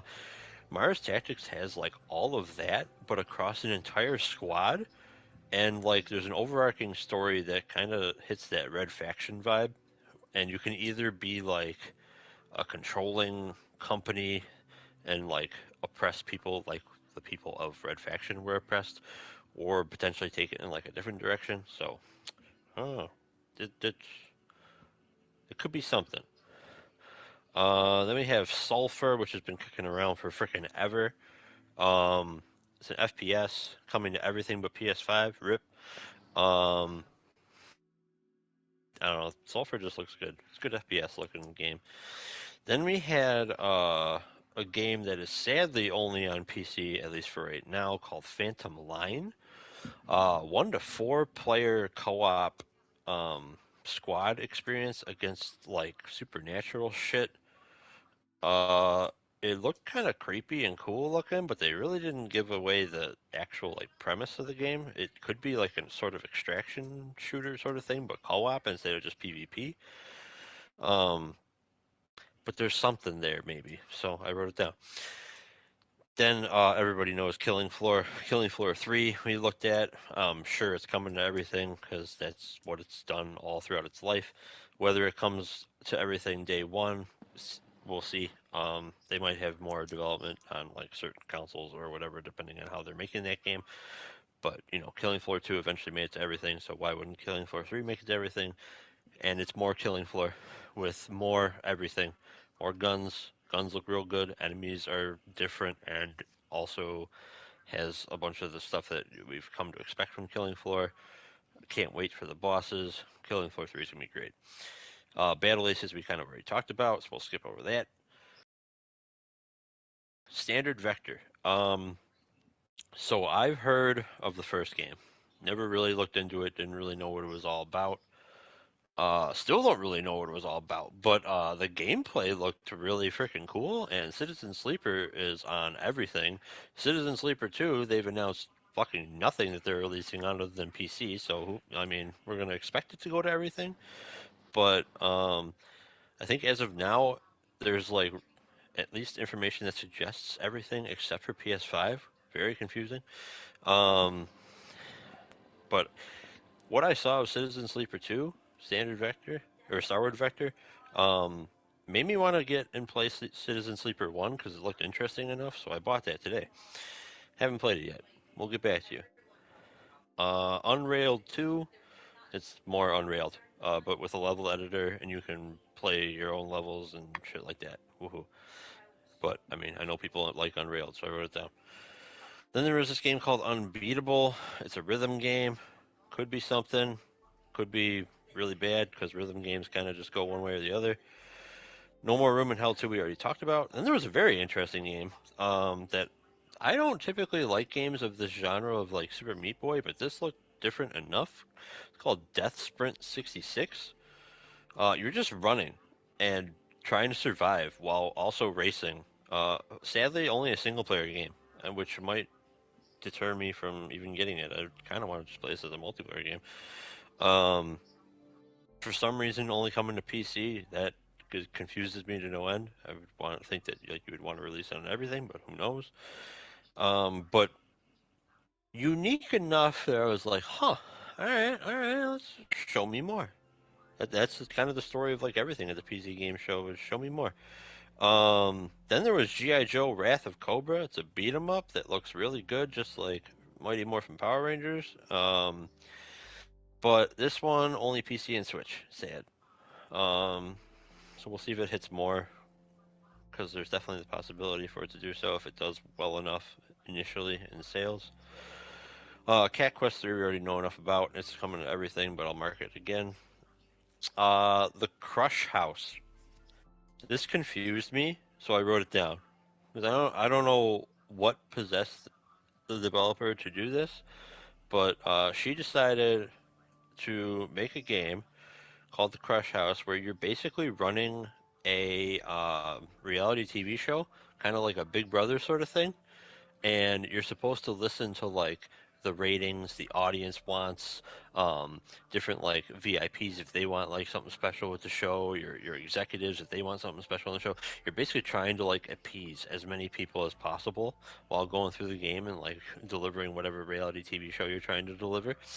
Um, and who knows? Maybe they pull off a decent simulation game like that. Simulation games are wild. Then there was a bit of time where they talked about the studio closures and how you should, you know, can really consider at least just wish listing games that look good to you, even if like you're not like purchasing them day one or anything like that. It really helps out the developers and blah blah blah. That was kind of cool. Nice that they brought it up. Um, they brought it up to, like at the 2/3 mark of the show, which is very confusing, but whatever.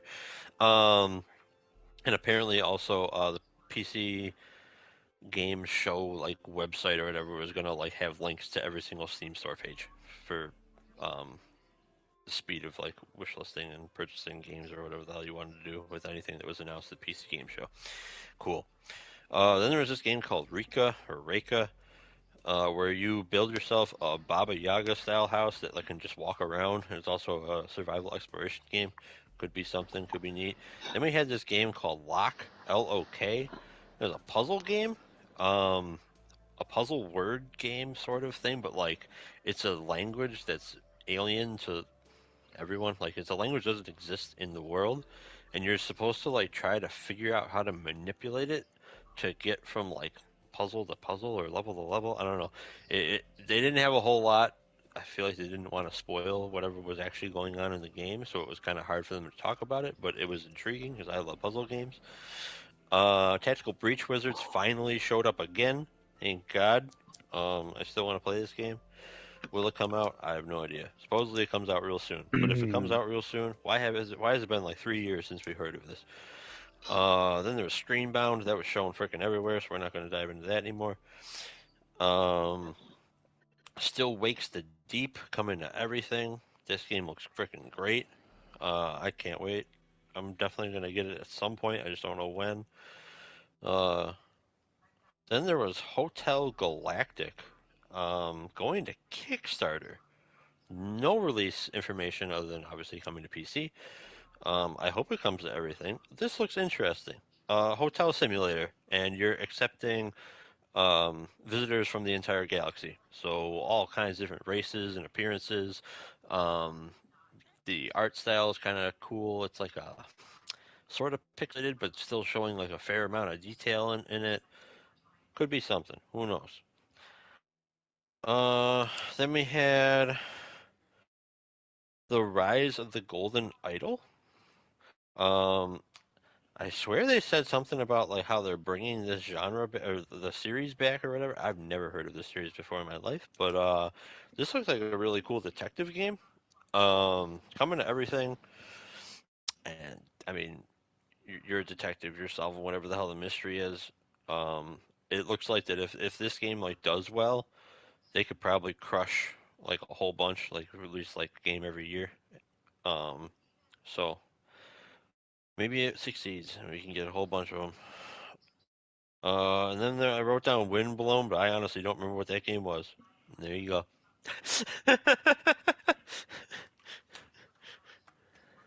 Got my wind blown. That's what it was.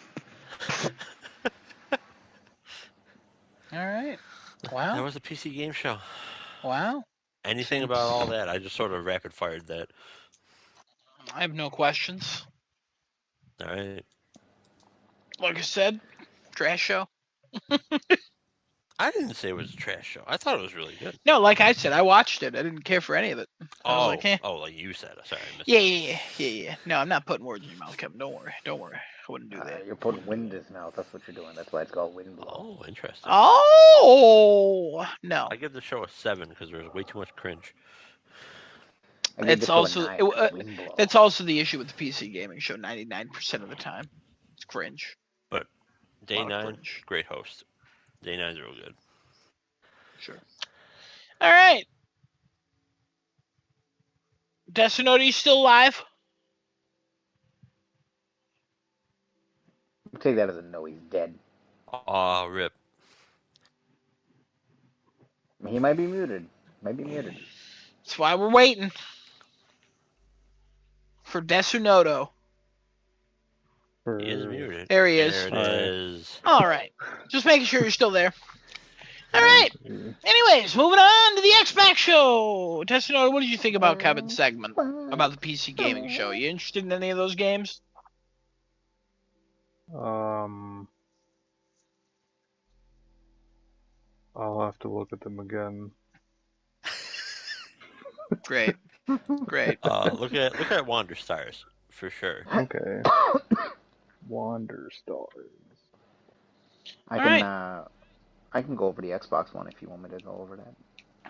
Oh yeah, you have my notes. Yeah, go ahead. You do it.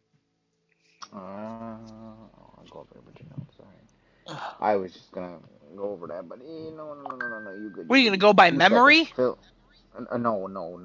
Shut up. I wasn't gonna go by memory, okay? Interesting. All right, so Xbox show. Now, this is gonna go down in history as one of the best Xbox shows ever known to mankind. Okay, and we're gonna figure out why by the end of this. So the show opens up with Blops 6. It's a story-focused trailer. All COD players get the same game and updates at launch. October 25th, 2024. Kevin, I know you're super excited for this now. Oh, baby, yes I am. I am still staying away from COD. I am You're a I'm staying better away from man than I. COD like a nun stays away from a pervert. So that's how I'm staying Cheap. away What? from COD. Okay. Interesting. So, I don't see that, but sure, all right. all right, I'm gonna rephrase that. I'm gonna stay away from COD the way that a high school teacher stays away from her male students. What Oh, the there we fuck? go.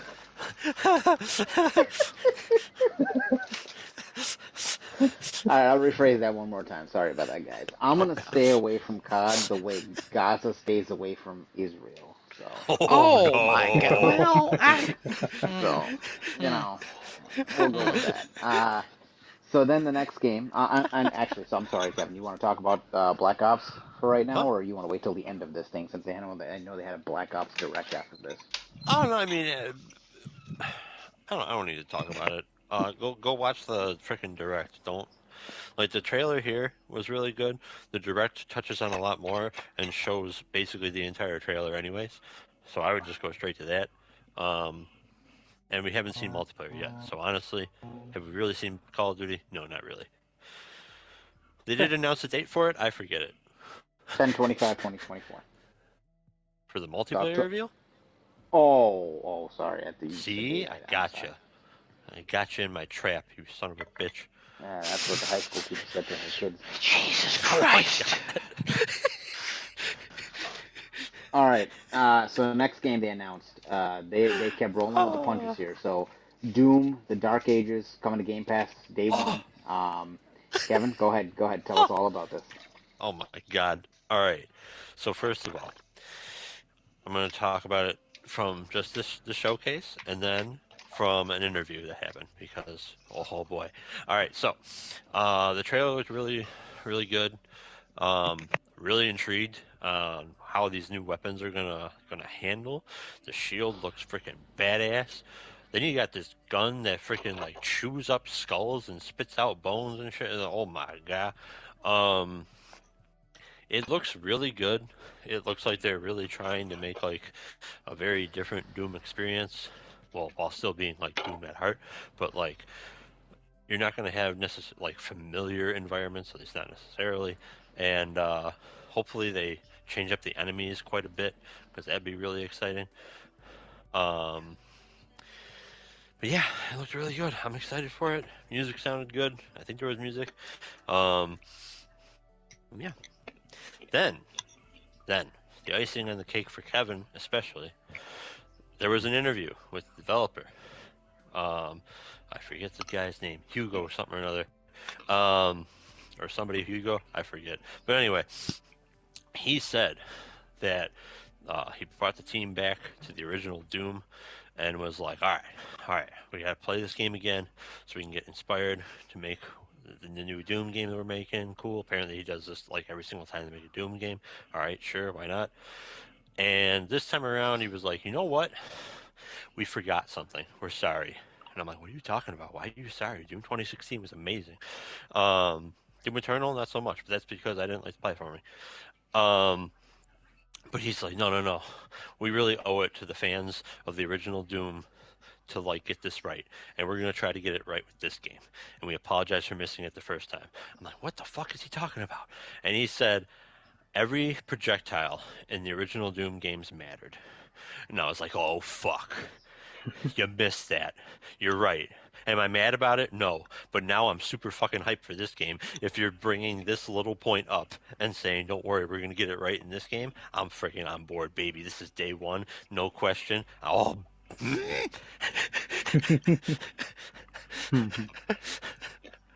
Because he's not wrong. There were a lot more projectiles in the original Doom games because they moved like slower through space. I don't know what you want to call it. Through the air. Um, and so like it came down to a lot more like dodging and stuff, which I feel like they could have really used in Doom Eternal. Doom Eternal's combat really felt like you had to use the flamethrower on cooldown to make sure you got like enough armor to continue to take hits because you couldn't really dodge anything. Um, and then you had to like keep doing whatever the hell you had to do to keep spawning health. I forget what it was, but like combat in Doom Eternal, while it was very Doom-like and very Doom 2016-like, you had to use your methods of survival on cooldown in the big fights, just so you had stuff like dropping on the ground because there was no pickups. So hopefully, uh, they also address that in this game. But with that comment, that sealed the deal. I'm ready. I'm ready for Doom: The Dark Ages. Okay. Okay. Alrighty. Um, we got a trailer for State of Decay 3. Very confused on what this was. Was it a gameplay trailer or was it a cinematic trailer? Nobody's gonna know because I don't. This still doesn't have a date. Um, This looks cinematic to me, but who knows? I don't. It showed I don't know, gameplay, bro. like what gameplay should be. Like it pretended to be gameplay with no I HUD, don't. but Yeah, I don't. I don't. I don't. I I don't don't know. know. I don't know if this game's ever gonna really come out. I don't know, but we'll see. I guess this was since the Xbox Series X got announced. I think Hmm. this Mm-hmm. game got shown off. Mm-hmm. So this is. I mean, we're seeing more of this than we are Little Devil Inside. So this is doing better than that game. Um, we got Dragon Age: The Veilguard, the new name for Dragon Age Oh Dreadwolf, which baby. I think Dreadwolf was great. I don't know why they changed the name. I guess Adam said because they changed the story. So we got a bunch of characters, and then I guess what the main character would be if you're customizing your character. Fall 2024. Great Um, character. Great trailer. Loved it. I'll tell you what, the internet fucking hated that trailer. Really? Yeah, the like to dislike ratio on YouTube is terrible. Huh. Apparently, they think it's generic and the writing is trash and the art style is bad. It doesn't look like a Dragon Age. There's so many complaints about it. Hmm. I don't know Well, Dragon that's good. Age, so I thought the trailer was fun. Didn't make me want to play anything, but I'm not a Dragon Age person.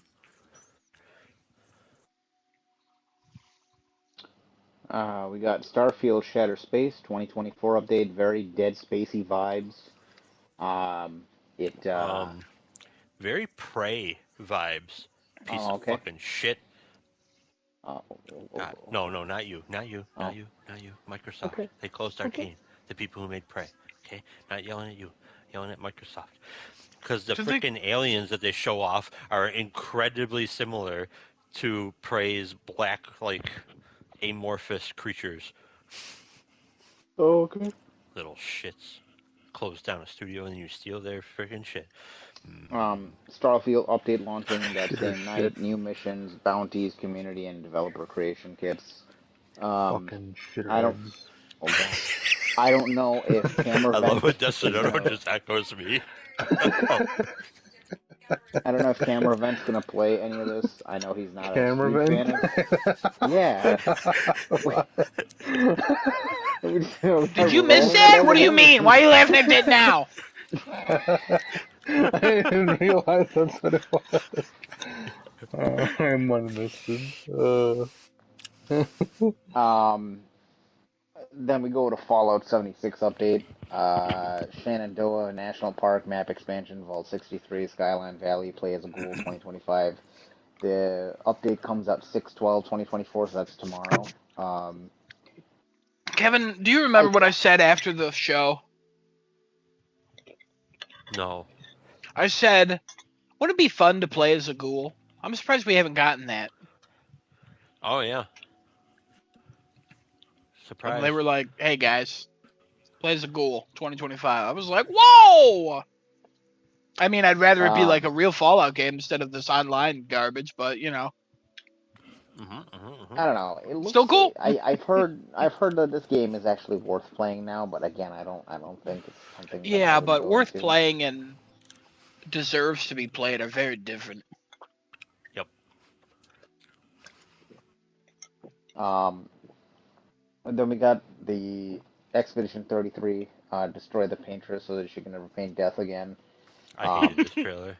looks Final Fantasy. Adam said it looked like it That's was the a reason game I for hated me. it. It looks like Final Fantasy 12, and I was not a fan of 12, so I don't know that I'm down for this game at all. It looks the story basis looks cool. And I think the guy is voiced by Ben Starr. If I had to, if I confirm that, I was reading that last night, and they were like, yeah, the guy who's Expedition 33, the main character, he's voiced by Ben Starr. I was like, oh, I like Ben Starr. He's good. Um, Best Clive. Best. It's just best as Clive. He's just you can't voice anybody else. Just Clive. That's it. Uh, Again, it looks it looks a lot like 12, and I don't know how I feel about that in particular. But 2025, we'll see what it comes out. I guess I don't know. We'll see what it looks like. Kevin, you got any thoughts other than that? Other than because it's Final Fantasy looking? It is Ben Starr, by the way. This Nice. trailer, this trailer started, and I was like, oh, this looks like fun little what's going on in the world exploration game. And then they were like, check out this combat, and I was like, and I immediately hate everything about this game. this Oh, this oh, Yeah, what a it's letdown for Kevin. again, it looks like old school Final Fantasy because new No, Final Fantasy is no longer turn based. No, none of it is. So, Not old um, school, it is Kevin. not He old means school. old It is school, not like old as school. I no. know. He means old school, like 10 years ago. Old school. yeah, Yeah, not that's old not old old school school. for me. I want the originals. Fuck this, press a button and like 8 million years of animation happens. Um, Next game was South of Midnight, Talking Fish, wild art style. Actual gameplay looks kind of neat. All looks like stop motion. Also looks like stupid fucking jank. Third person combat, Oh, mix of Kena and Okay, Forspoken some of Legend of the these are my Dragon Head. quotes, and some of these It are not my probably quotes. yeah. So you know which ones are yours, which ones are not yours. Yeah, I guess that's fair. Sound I of do. Midnight looks stupid, looks fucking dumb. I don't know what this stupid art style of stop motion is supposed to be. This fucking thing is. It looks like you're having a fucking seizure when you're looking at this game. It's fucking dumb. Stop making stupid stop motion shit. Fucking make normal shit like normal people, you stupid fucks. Um, whoa. it What's wrong with comes out stop motion? 2025. Um, World of Warcraft: The War Within coming out August 26, 2024. Uh, World of Warcraft. Whoop de Um, doo. Yep. Metal Gear Solid Delta Snake Eater gameplay, no date.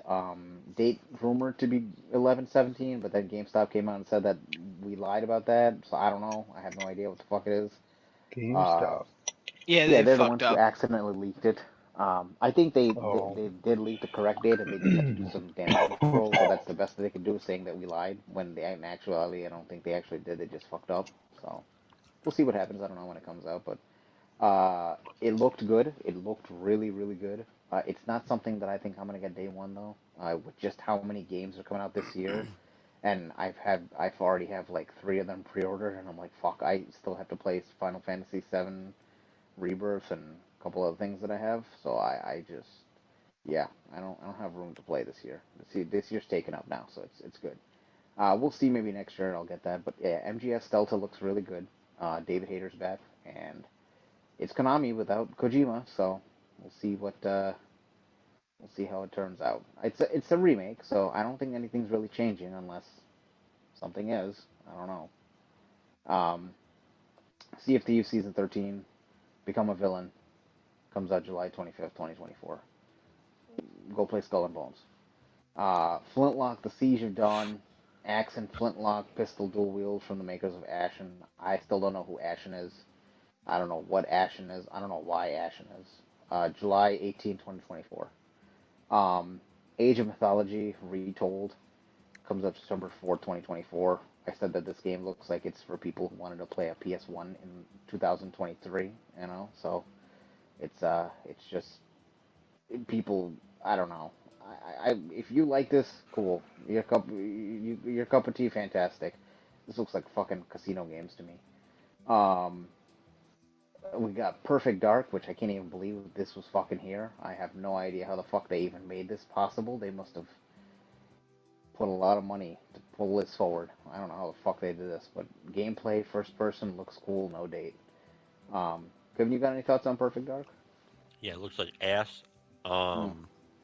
I don't understand how you go from the absolutely like this game. All right, let's take a step back. Perfect Dark 64.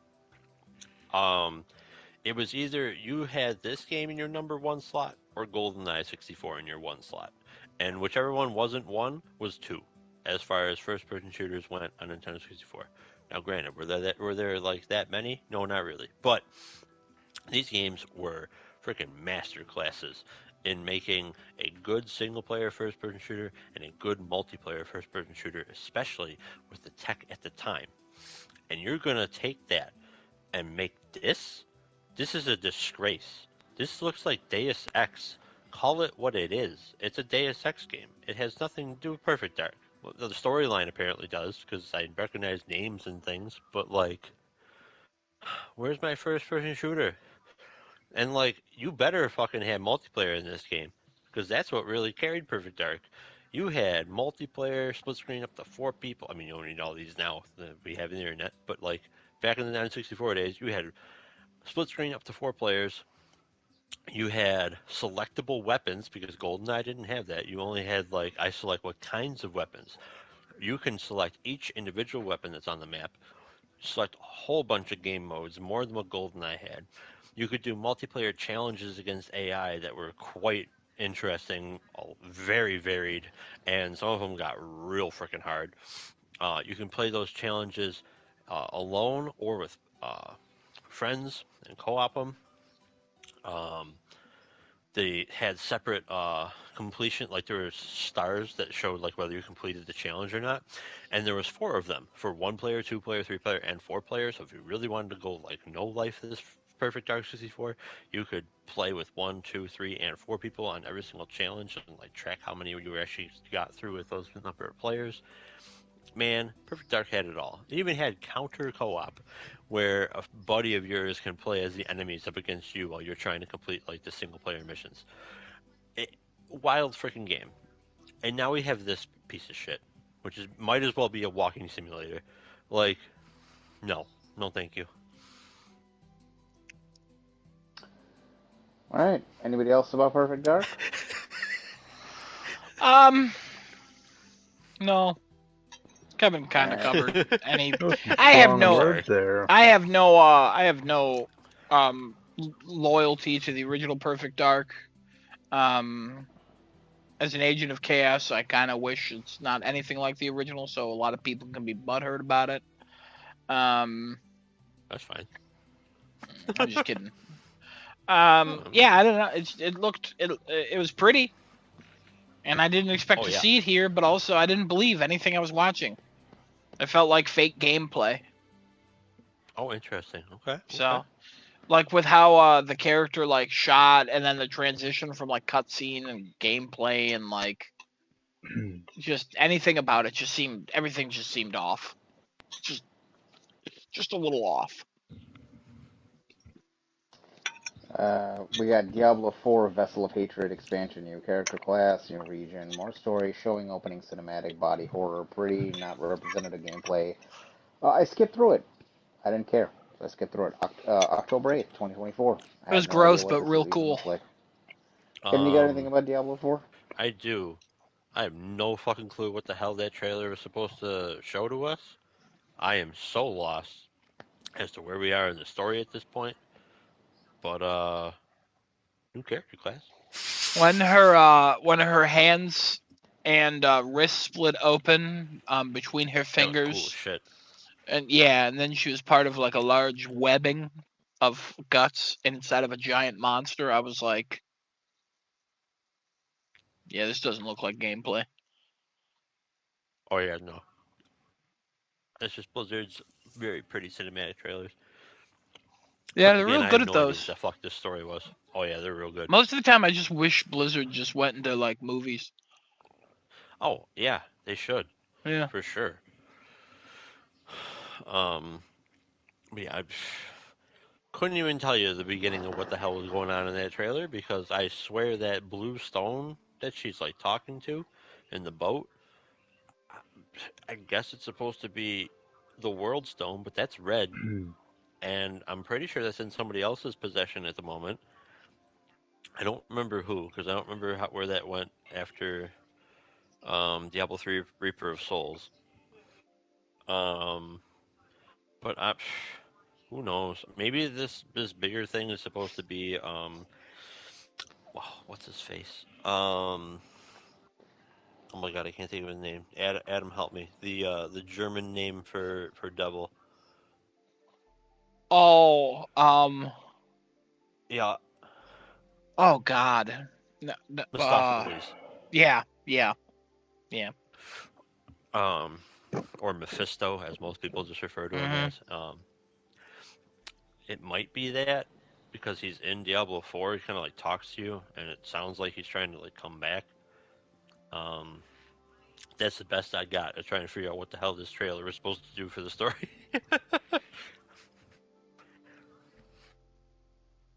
Okay, we got Fable, Just Fable. Fable, Yeah, 2025. Fable. Yeah, I'm still, I don't Fable. know. The girl looks real weird to me. I have no idea. Fable. It's just off. this trailer Fable. was weird. It looks, everything was Fable. gameplay. I'm pretty sure it was like in Uh huh. game. So Fable. yeah, Fable.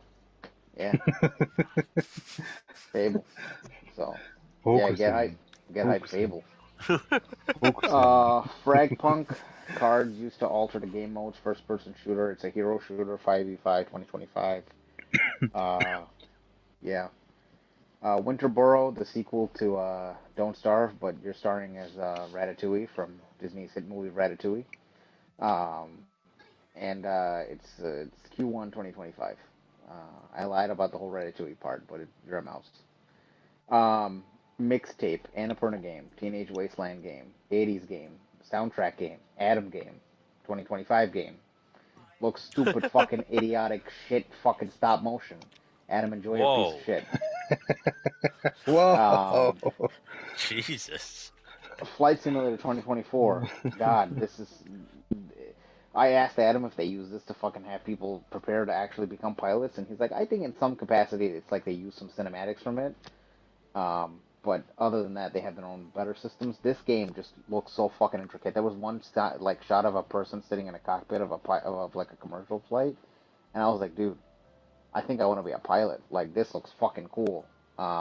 Maybe in a different life. I don't know. It's too late for that now.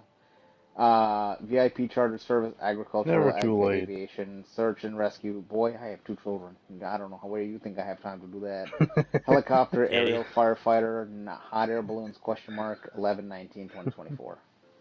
Danny, I'll just, let's go yeah. become pilots. Part of me, dude, I Me just, and you, pilot and co-pilot. I think let's do it. There was a dude who walked into my store the other day, and this man was a pilot. He's been a pilot for years, and he got his sons to be pilots too. And I'm like, he gave me his information because I was like, dude, I somehow part of me wishes I could go back in time and be like, you should become a pilot. Just do that. And he's like, here, just take my information, and if you ever want to, learn something, have a bunch of connections, and you can always, I'll tell you kind of ropes to do. And I'm like, or ropes to take to become the Here you pilot. And go. I'm like, Become a oh, pilot. Go to flight school in Florida around the year 2000. Hmm. Danny, let's just get a plane. Was it let's get a 9/11 plane. reference? Yeah, I was Let's gonna just say, let's let's get just a get a plane. plane and attempt to fly it on our own I with no I training. I think I like that. I think I like it. I think we'll land it just fine. I'm pretty sure. Um, I'm pretty sure we got this. Between we you and got this. I think we played enough video games where we'll figure it out. Listen, we've been nothing but perfect, amazing gamers in Remnant. Okay, I'm pretty sure we can fly a plane. All right, We've given been my nothing but firestorm perfect in skills, Remnant. yeah, my firestorm Which, skills let me and remind your, you, a yeah, couple days ago, you walked off the edge and I followed you right off the same edge. I I have think that's the just living ultimate proof. trust in you. I figured you were just running onto land, and then there was no land. Living proof that we'd be able to fly a plane with no prior training. Living proof. Um, we get Scrolls Online, 10 years, Gold Road. I don't know who still plays this. If you do, you need to go touch grass. What's Oh wrong my with you? god. Life is Strange, Double Exposure, Square Enix. I didn't realize Square Enix did this, so cool on Uh-huh. them. That's great. I don't know why you wrote Sorry Z. I have no idea. Uh, the Because Supernatural Square Enix Murder showed up at Mystery. an Xbox show. Oh, it's okay. It's not a big deal. Um, it is what it is, man. As long as Oh my god, he's been drugged. We no, gotta no, help I him. have to prepare myself for the Ubisoft stuff, and I've been pretty civil about Ubisoft for the past like month or two. Um, It's true. it hasn't been bad. So, I have to temper my shit because I can't just be like, I mean, listen, the stop motion shit, don't even get me started on that garbage. I saw that twice and I was like, I'm gonna go commit genocide on people who make Oh this game. my god. And that's it. That's the extent I'm gonna go with that because I can't take that stupid.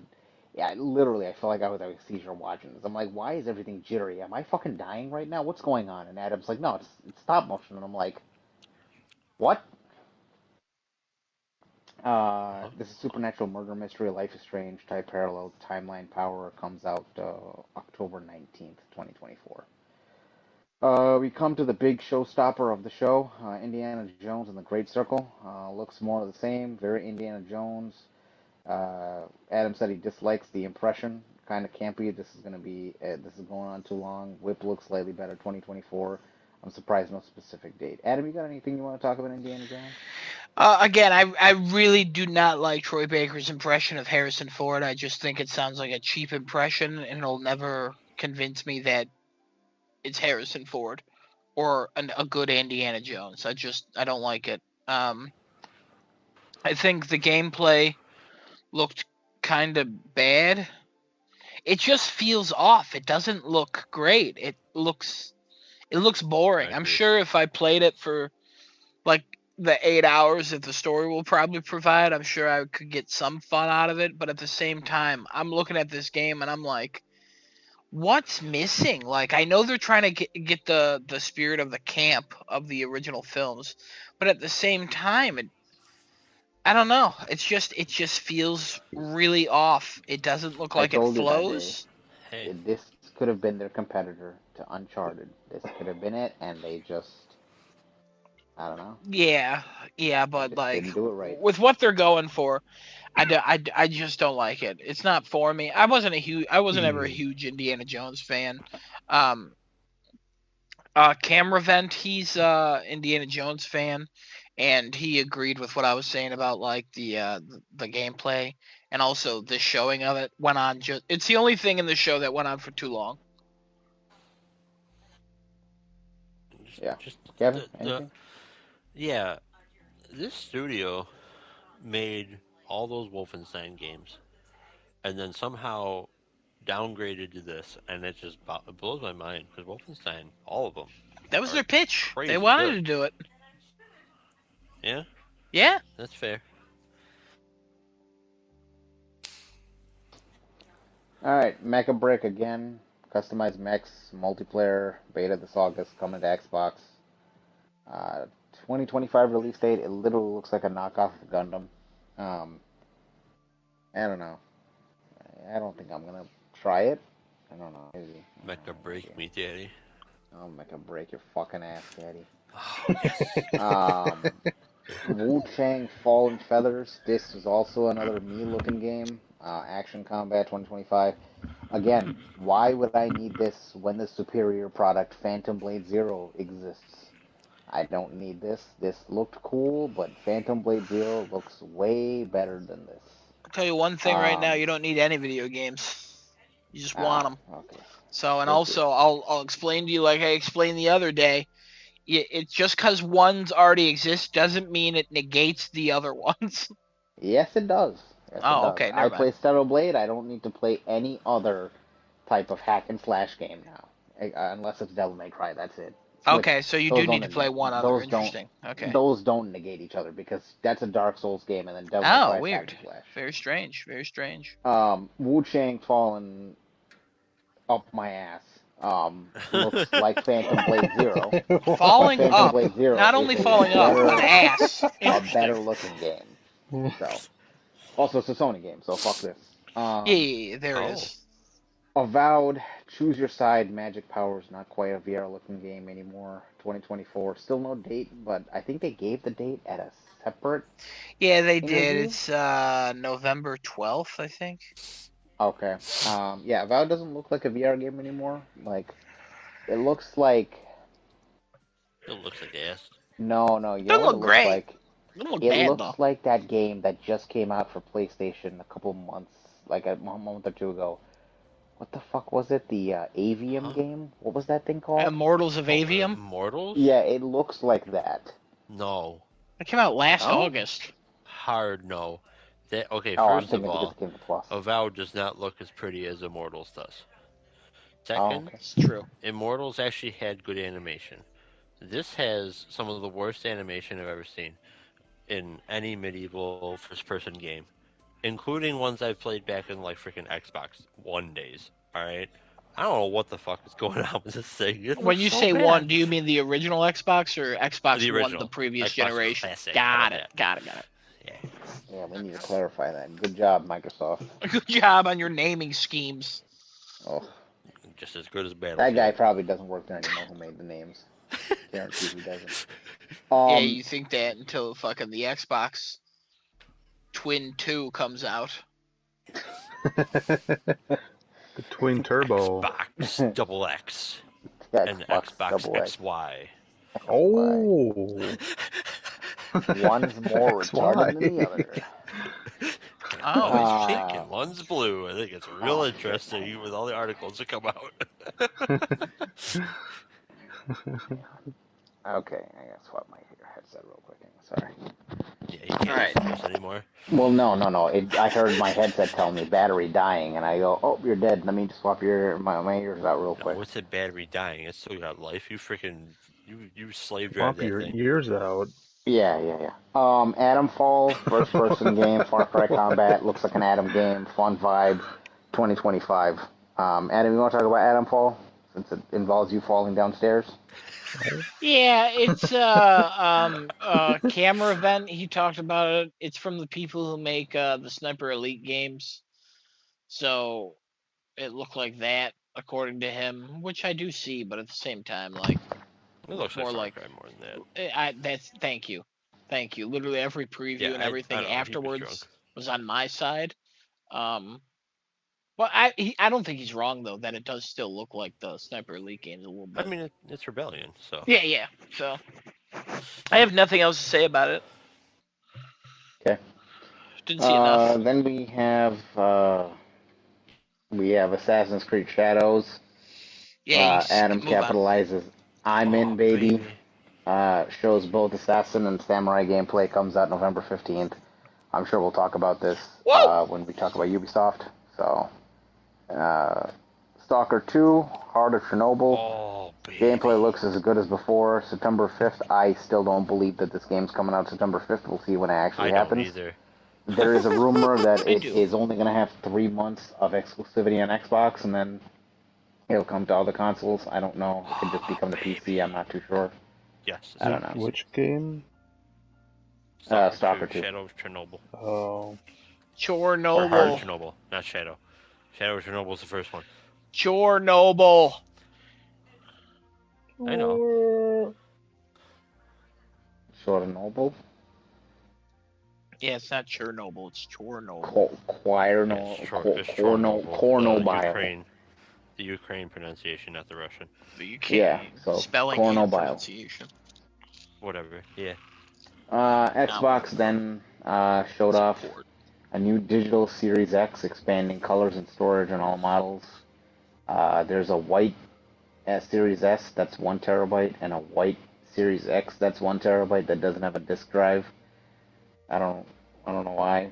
And then there's a Series X that's a cosmic black that has 2 terabytes that has a disk drive on it. And then coming this holiday, one more thing: Gears of War E-Day, great trailer. that fucking music callback looks like a preschool with Marcus and All Dom. around me And are then, familiar and then faces. coming I back. wanna I'm places. gonna let him finish. Wanna pass. I want to talk about this Gears trailer. Hold on, Kevin. Oh, Um, I want to talk about the colors of Xbox. the colors of the Xboxes. Yeah, Oh, you go now ahead. That was first. coming soon. Vanta Black for $600. All right, that's it. Wow. Wait, what? There's a Vanta Black coming? No, I was joking because they just No, keep Kevin releasing more and wanted more to. hardware in different colors. I see, I Eh, see, I see. Kevin, I I They're get got it, I the like, get it. joke. oh I I was, man, thought I you it know was. was how too we can do slow. sales? We can release more colors of things. I Yeah, mean, After we well, listen. released that one controller immediately after like setting 8 companies on fire. I mean, letting people go.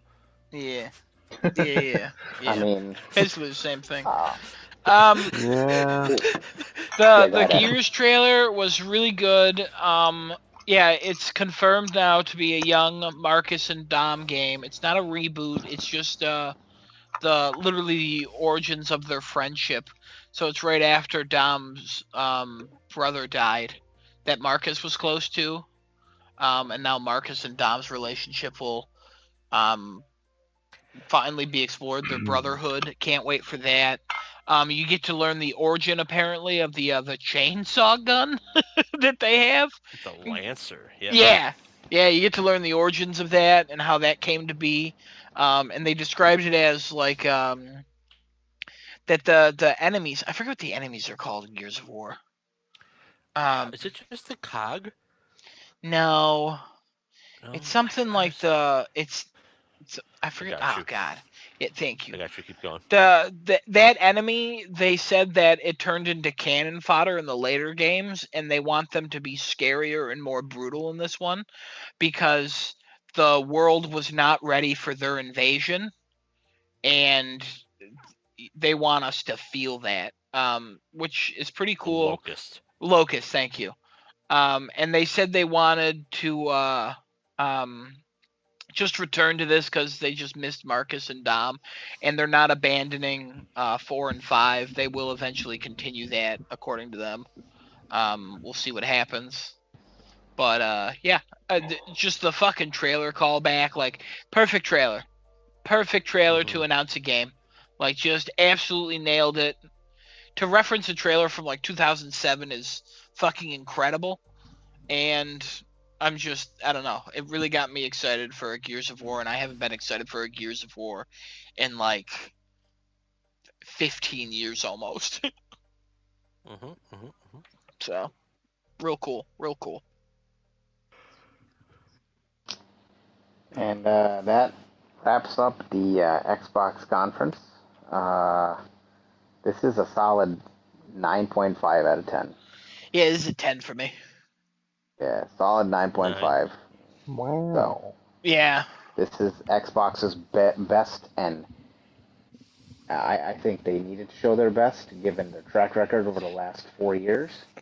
Um, they needed to show their best, and now they just got to follow through with it. If they can See, nail this go ahead. holiday and this whatever this release window is that they have, the Xbox is going to sell.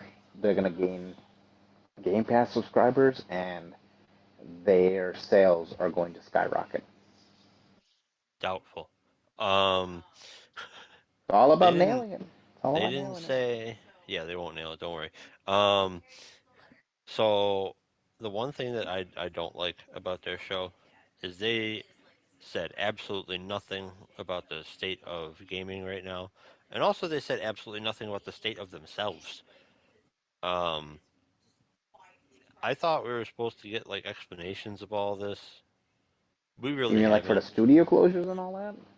For the studio in general, like what is Microsoft trying to do here with any of their business decisions? Because Phil Spencer continues to say like, well, we have to do what we got to do in order to keep the business alive and keep it sustainable. And it's like you don't even know what the fuck you're talking about, do you? Because like I don't even know how many games recently have come out at like critically acclaimed spots. But we'll say like 85 plus on like a Metacritic or OpenCritic score. And I realize that like reviews aren't everything. Yeah, I realize that. But like PlayStation comes out with bangers when was your last banger? Because I'm pretty sure whatever it was, you closed that studio down. I don't understand what the hell it is they think they can do. And while this show was really good, most of the trailers were just kind of like, all right, this looks like an okay game, a good game, or a solid game. I'm not seeing many games here that are like, holy shit, other than Gears of War 6 or Gears of War E-Day. Um, and like some of the shit I don't trust either. Like Adam already said, Perfect Dark. Do we trust that? I don't. Well, the only articles I found prior to this showcase was that the development team was in trouble. They changed engines. They lost like leads and everything. So who do you believe? And I don't think it gets better for Microsoft. I really don't. I wish I was wrong. Maybe I will be, but I don't think I will be. Oh, I'll tell you what's fascinating. Kevin and I almost the exact same opinions, and that's the reason why I gave it a 10. Is because for during this show, it's not that I forgot about the studio closures and stuff. I was just entertained. The pacing was That's fair. fantastic.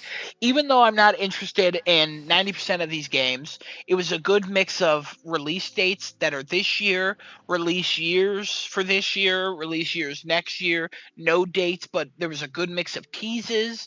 There was a lot of updates and games that I just did not expect to be here at all.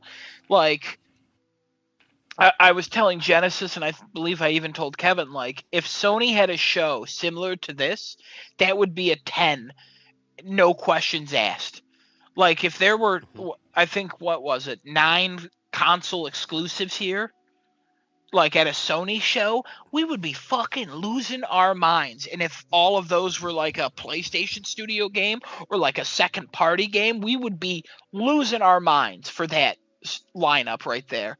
Like, and some of them are this year, some of them are like teases for like sometime in the future. Like, it's just, I think when I think of a video game showcase, this is what I think of. I think of like a great opening for a game that I don't care about Call of Duty almost at all. I thought that was a great opening to the show, and then it just flowed from game to game to game, and then it had the three main Xbox people, Phil Spencer, Matt Booty, and Sarah Bond, speaking at different intervals, and like just summing up a couple things, introducing something, and then leaving. Like, they didn't overstay their welcome. It is disappointing that they didn't address studio closures and stuff, but I didn't expect that because that's a downer This is a hype topic. show. Yeah, that's a It's a downer hype show. topic. That's something they'll talk about in interviews with like a bunch of press, and Yeah, actually, honestly, from what I've seen, they really haven't, because they're just they should have been. they're They should have speaking in been corporate talking speak all those the time things. about that. Whatever. I'm not going to get a satisfactory answer, even if they fully answer why they closed everything. But whatever. Um, but yeah, this is the show I think of when I think of like what's a good video game show. Jeff A Keighley, pay year of dreams attention. for Xbox. Sony, yeah, Sony, what the hell, man? If the every time we talk about like a Sony conference, we're like, wouldn't it be cool if they were like, okay, here, Ghost of Tsushima 2 is what they end on, and then there's like teasers for that, and like we haven't seen this in a while. Like, that would be so nice, but it doesn't happen like that. Sony's just not been that put together. The last time they had a good one was like 2020 with the PS5 reveal, and they showed Horizon Forbidden West and Astro and like Spider-Man, Miles Morales, and like just a bunch of shit.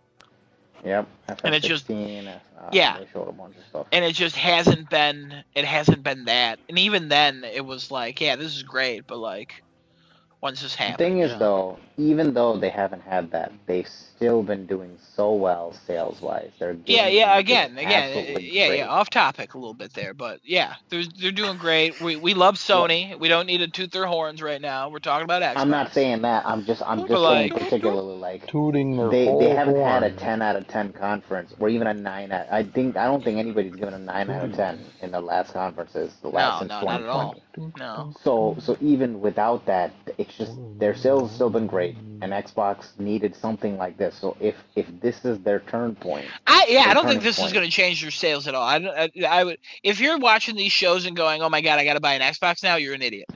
That's absolutely, that's what I think. 100%. When they release those games, that's when you go, okay, maybe I do need to buy an Xbox. Maybe I do need to get Game Pass. This is a hype show. I don't. If you watched the Sony conference, yeah, that one was a PS5 that was launching with the console. You like, okay, yeah, sure, make your decision there, because at that point you had to pick your console, and you kind of knew which one you were going for already. So, of course, that makes sense. But for a show like this, if you're watching this Xbox show and you're like, oh, I'm thinking about getting an Xbox, and then you watch this and you're like, well, I'm definitely going to play Gears. If you're already on the edge, then yeah, this show might have pushed you over. But if you're not about an Xbox, you're probably not watching this show. And if you are, this wouldn't convince you to get an Xbox. It's later this year when Indiana Jones is already on Game Pass. Flight Simulator has already come to Game Pass. Call of Duty. The Call of Duty's on Game Pass. It's going to be all of those. Like this fall, Xbox has positioned themselves and have shown that, hey, this fall, if you don't have Game Pass, you're missing out on hundreds of dollars of games. Games that you definitely want to play and will play. And there's no reason for you to go over to the other competitor and spend this amount of money, because there's no exclusive maps, there's no beta, there's no exclusive of anything yet. But like, hey, you want this console with these great backlog of games and custom controllers, custom colors and stuff, like, yeah, there's reason then. But right now I would still be like, okay, I see what you're doing, Xbox, but I'll see. I'll see when we get there, when we actually release. Is Indiana Jones going to be a 9 or a 10? Probably not.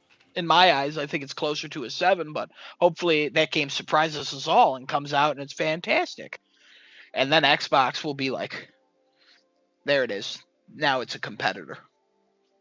So, and yeah, that Call of Duty on Game Pass is definitely going to help. That's what I expected when they announced they were buying Call of Duty, and I expected it to be on PlayStation as full price, and that's exactly what they're doing. And good, yeah, it should be incentive enough. And if it isn't, you know what to do, Xbox, back out, just become a publisher. Yeah. But This fall, this or I guess this the rest of this year is going to be the telling tale. yeah, If they don't land these releases that they're going to have, then that's what they got to do. Just be a publisher. Fuck it. hmm Stop selling the Series X, Series S. Back out of all of it. Turn into a publisher and make your money that way. But if they nail it and the games come out to be good and great and really good games, then they've got a bright future ahead for 2025 and beyond. But we'll see what happens. See what happens. Um, but yeah, solid 9.5. Kevin, you give it a 9. Adam, you give it a 10. Yeah, solid scores for that. yeah. Adam, back to you for Ubisoft.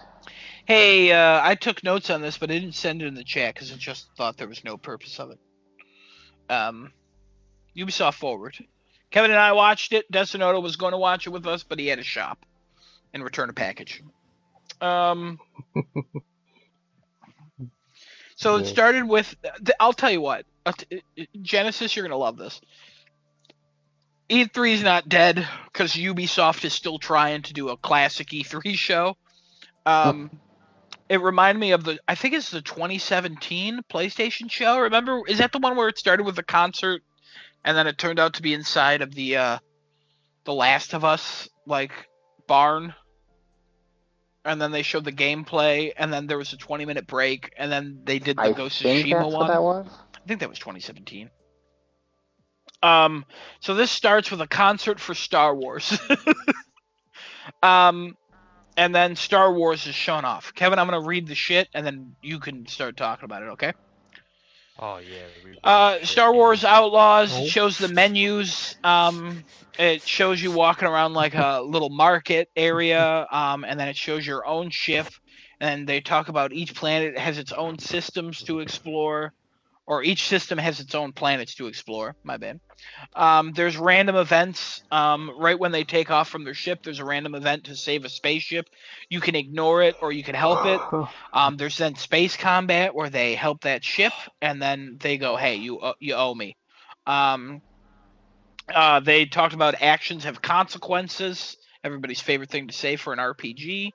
Then they hyperdrived uh, to a planet, and then they looked at the planet, and then they chose to land. Then it looks like it's like a cutscene, but it looks like they're piloting a little bit as they're landing, entering the atmosphere. It's a Then they loading screen land. cover. Yeah, yeah. It still looked great. Oh yeah. Yeah. And then as they're on this planet, they talked about how there's gambling here. And Italy. then yeah, and then there's a detective vision using the little dude. I think his name is Nix. Correct. There's also a day-night cycle, but we're not sure if it's tied to the missions or if it's like timed or something. They didn't clarify that as far as I'm aware either. And then you can raise your notoriety with the classic characters. Like if you're doing jobs for Jabba the Hutt, you can if you're doing a great job, he'll be like, "Hell yeah, man, I love working with you." Great impression of Jabba the Hutt right there. And you can potentially betray him. You can do a bunch of shit, and there's multiple like I guess gang leaders is what I'm gonna call them. 4 or 5, yeah. Yeah, that you can work with.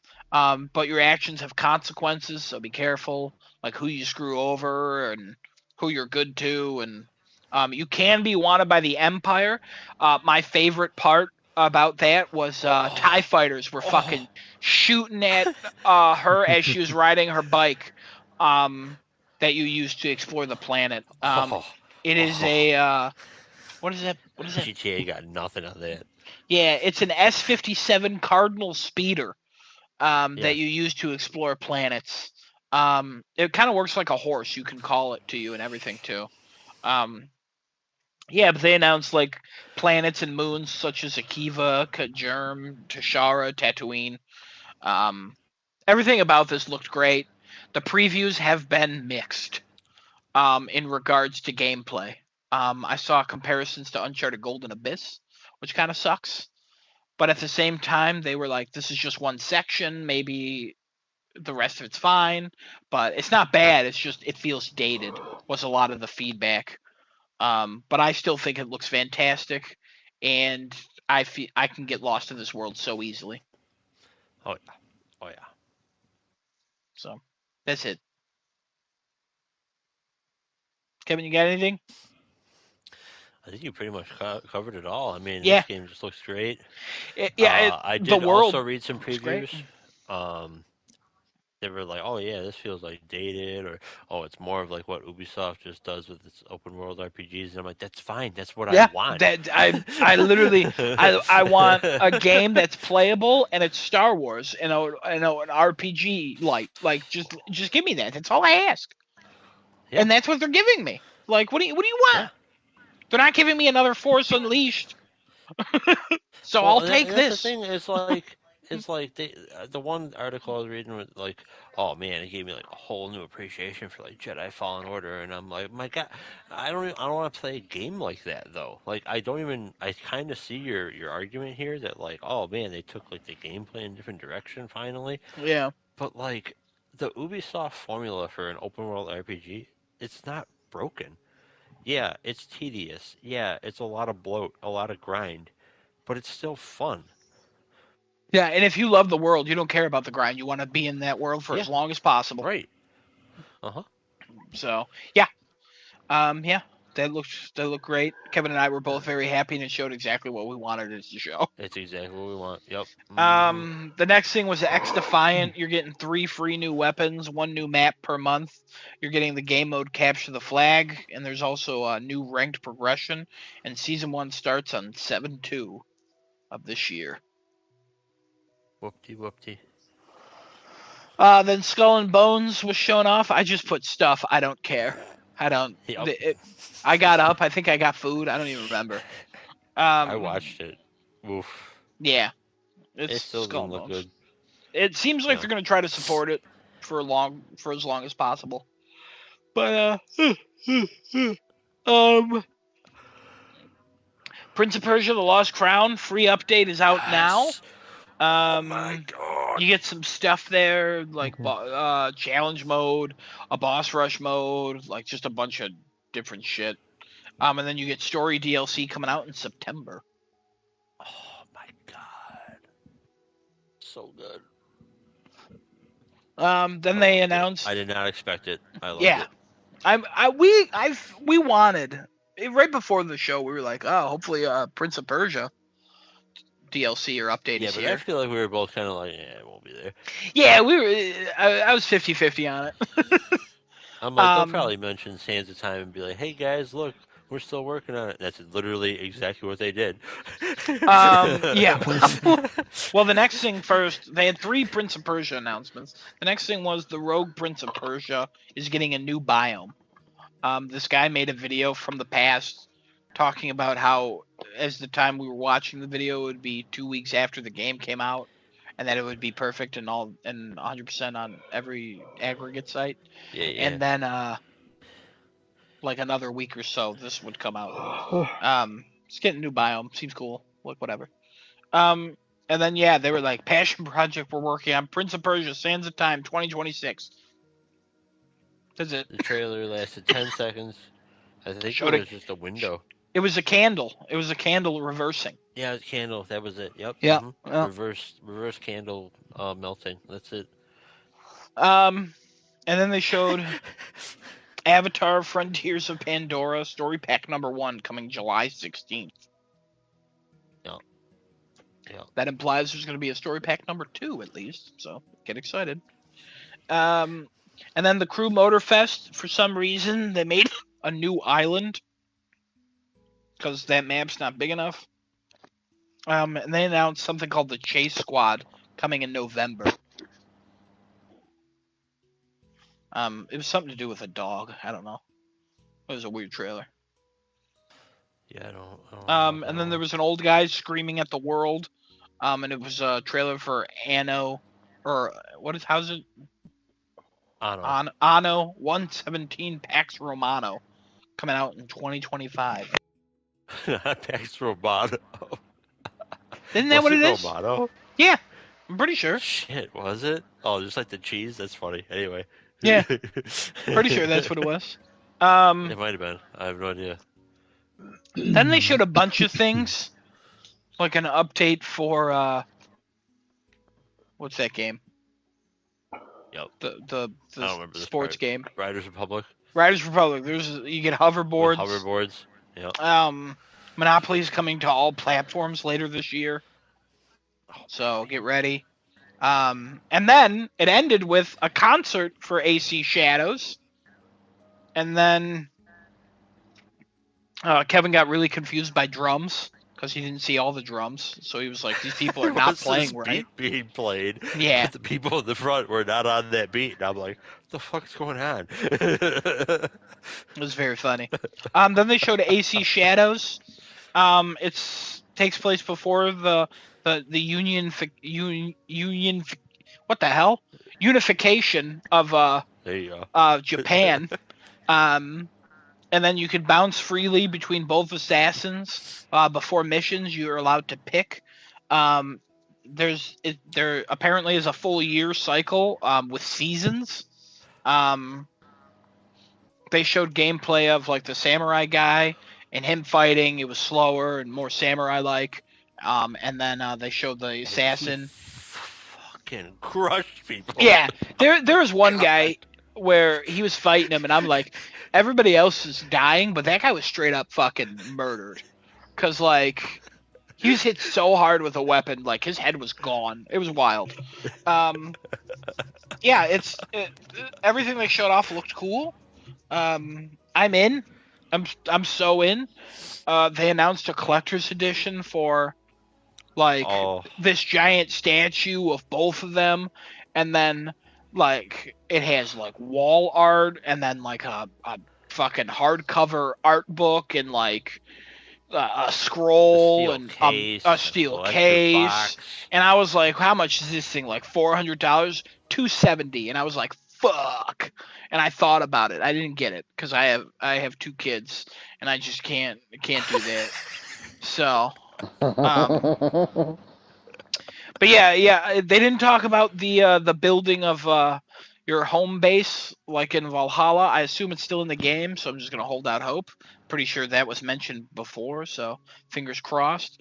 The map of Valhalla of Shadows leaked on Reddit. It's about the size of Origins, so it's a little smaller than Valhalla and Odyssey, which is great because those are way too big. I loved Odyssey. I could play that one forever. I kind of wish the map was bigger. um, but I don't think. I think this is like they're trying to cut the bloat back a little bit because for these ones they got a little too bloaty, especially Valhalla. But yeah, I think this looked great. I think the Ubisoft show was the only thing that was missing from the Ubisoft show. Lack of surprises. Even though we were surprised by the Prince of Persia. I don't play it, so I just didn't think about it enough.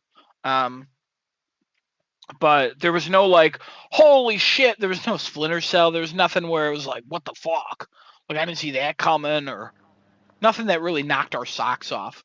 We were just happy with everything got, and it was what we expected. The deep dives on the games we wanted to see. Um, so yeah, Kevin, do you want to give it a rating? Yeah, I'm gonna give it a solid expected out of 10. 8 point, Honestly, 8.5. I think I'm gonna go 8. I'll go 8. Eh. Yeah, I'm gonna go 8. I think it was a solid 8 out of 10. Any questions about any of the games we talked about? Fantastic. We're gonna go through the scores real fast because it's 1:30. Yeah. So we're gonna go through. I'm gonna read off everybody's predictions, and I'm gonna tell you how many points. We're gonna start with Summer Games Fest. And then actually, I'm not going to give you point. I'm not going to tell you the points. I'm just going to say if you were partially right and stuff. And then at the end, I'll go to points. Because I think it'll become quite obvious. Who won? So Genesis, we'll start with you for Summer Game Fest. You said MGS Delta gameplay trailer 2025. You got partial points because the trailer showed up at Xbox, so you got partial of a partial. We'll talk about it.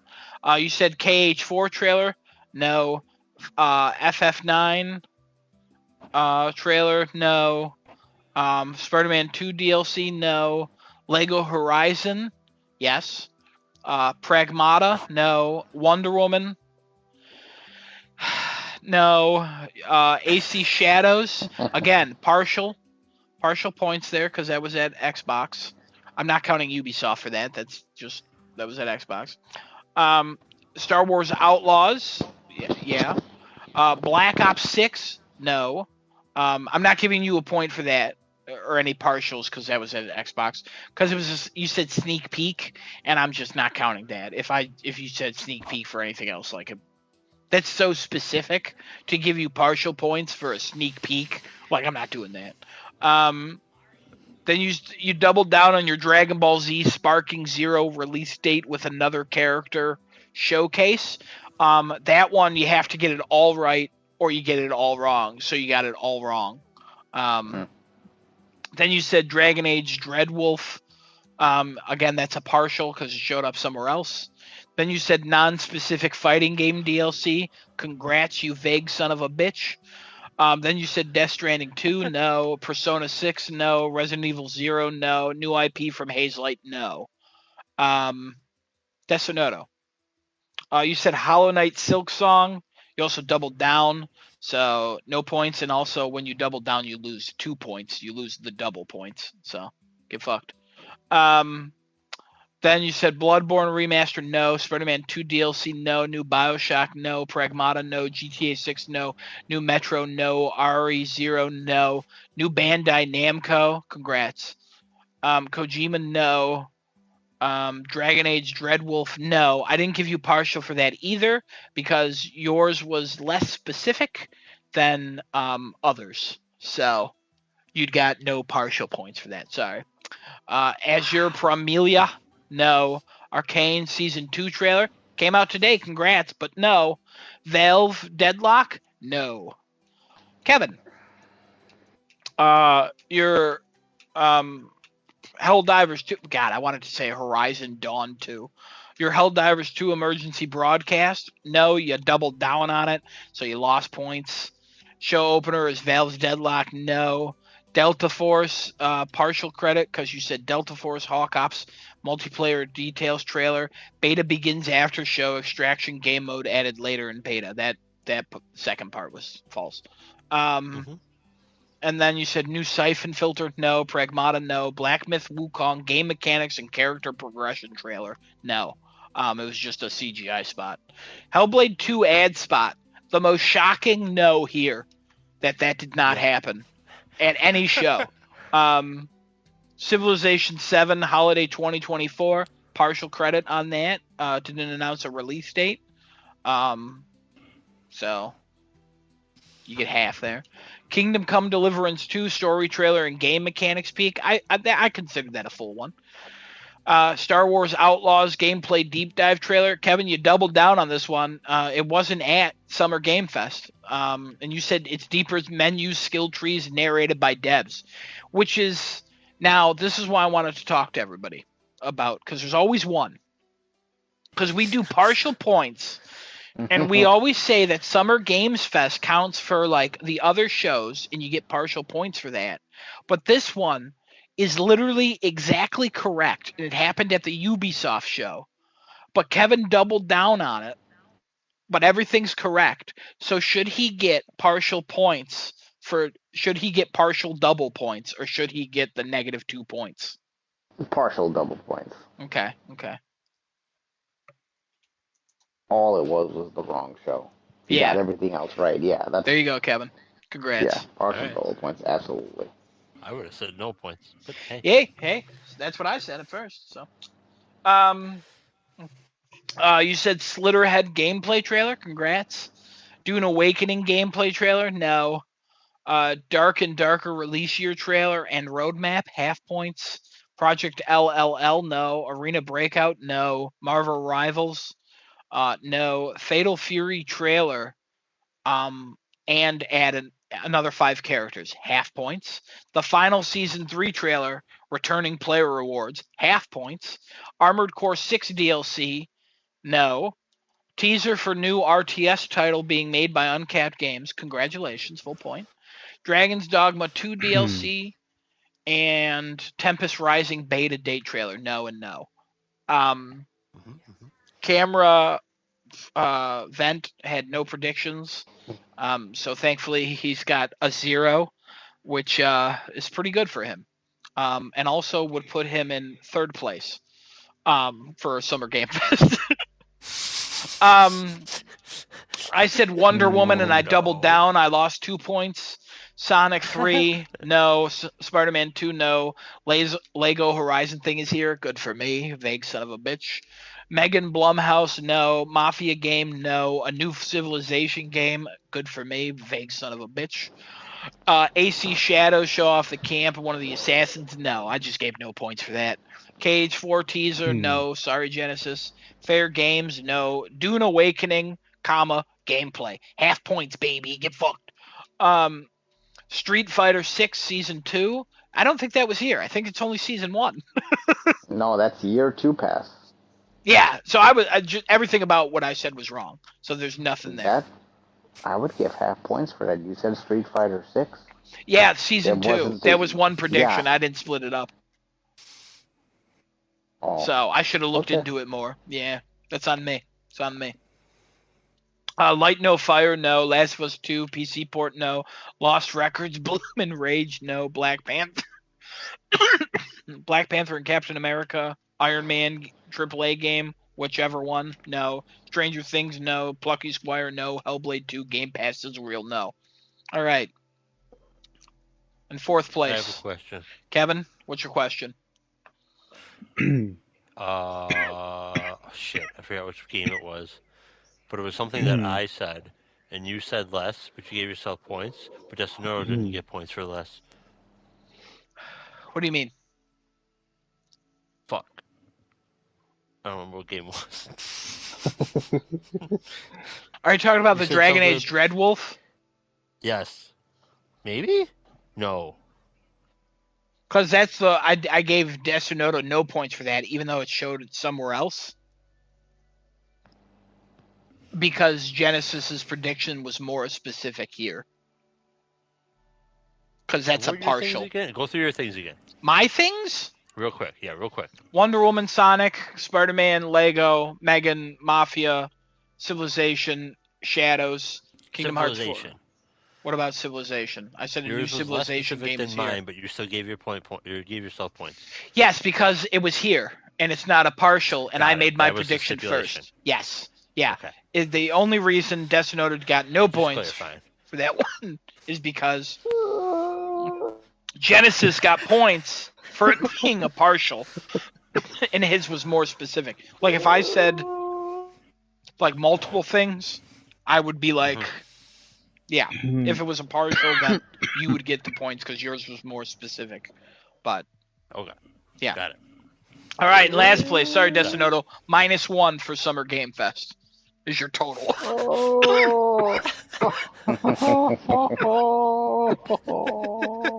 So you lost 2 points for the Hollow Knight Silk Song, but you gained a point for a new Bandai Namco. Because I'm pretty sure that was there. In third place, good old Adam. Since I doubled down on Wonder Woman, I lost a point, or I lost 2 points, but I had the Lego Horizon, a new Civilization game, and half a point for Dune Awakening. So 2.5, or so just a half a point is my total. Different winner now, because Genesis made the choice of giving Kevin the points. Genesis has a 2.25 points. He's got, oh my god, hold on.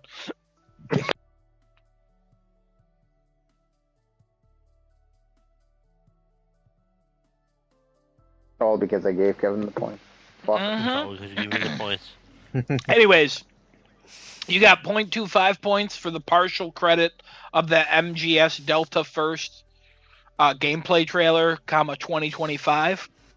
So if it was here, you would have got half a points because 2025 wasn't announced. But since it wasn't here, you only got partial points, so you got half of a half for MGS Delta First gameplay trailer. So congrats. Half of half. So you got 0.25. Then you said the Lego Horizon 2024 standalone title, 1 point. Then you said AC Shadows gameplay fall. Difference between the two Assassin extended look at Ubisoft. That's exactly what Ubisoft showed. That's exactly what happened. But again, it wasn't here. Partial of a partial. So you just got half a point. Cool. Then you said Star Wars Outlaw full gameplay trailer, full look at all things possible. There was a small snippet at Summer Game Fest, which I counted as a full point for you because it was like multiple scenes of like there was her riding on the bike and then like everything there, and I was like, that's all things possible. Like I'm counting that. So you got a point for that. Then you lost 2 points for Dragon Ball Z Sparking Zero, because it wasn't here. Dragon Age Dreadwolf 2024 gameplay trailer, again, partial points because it was at Xbox.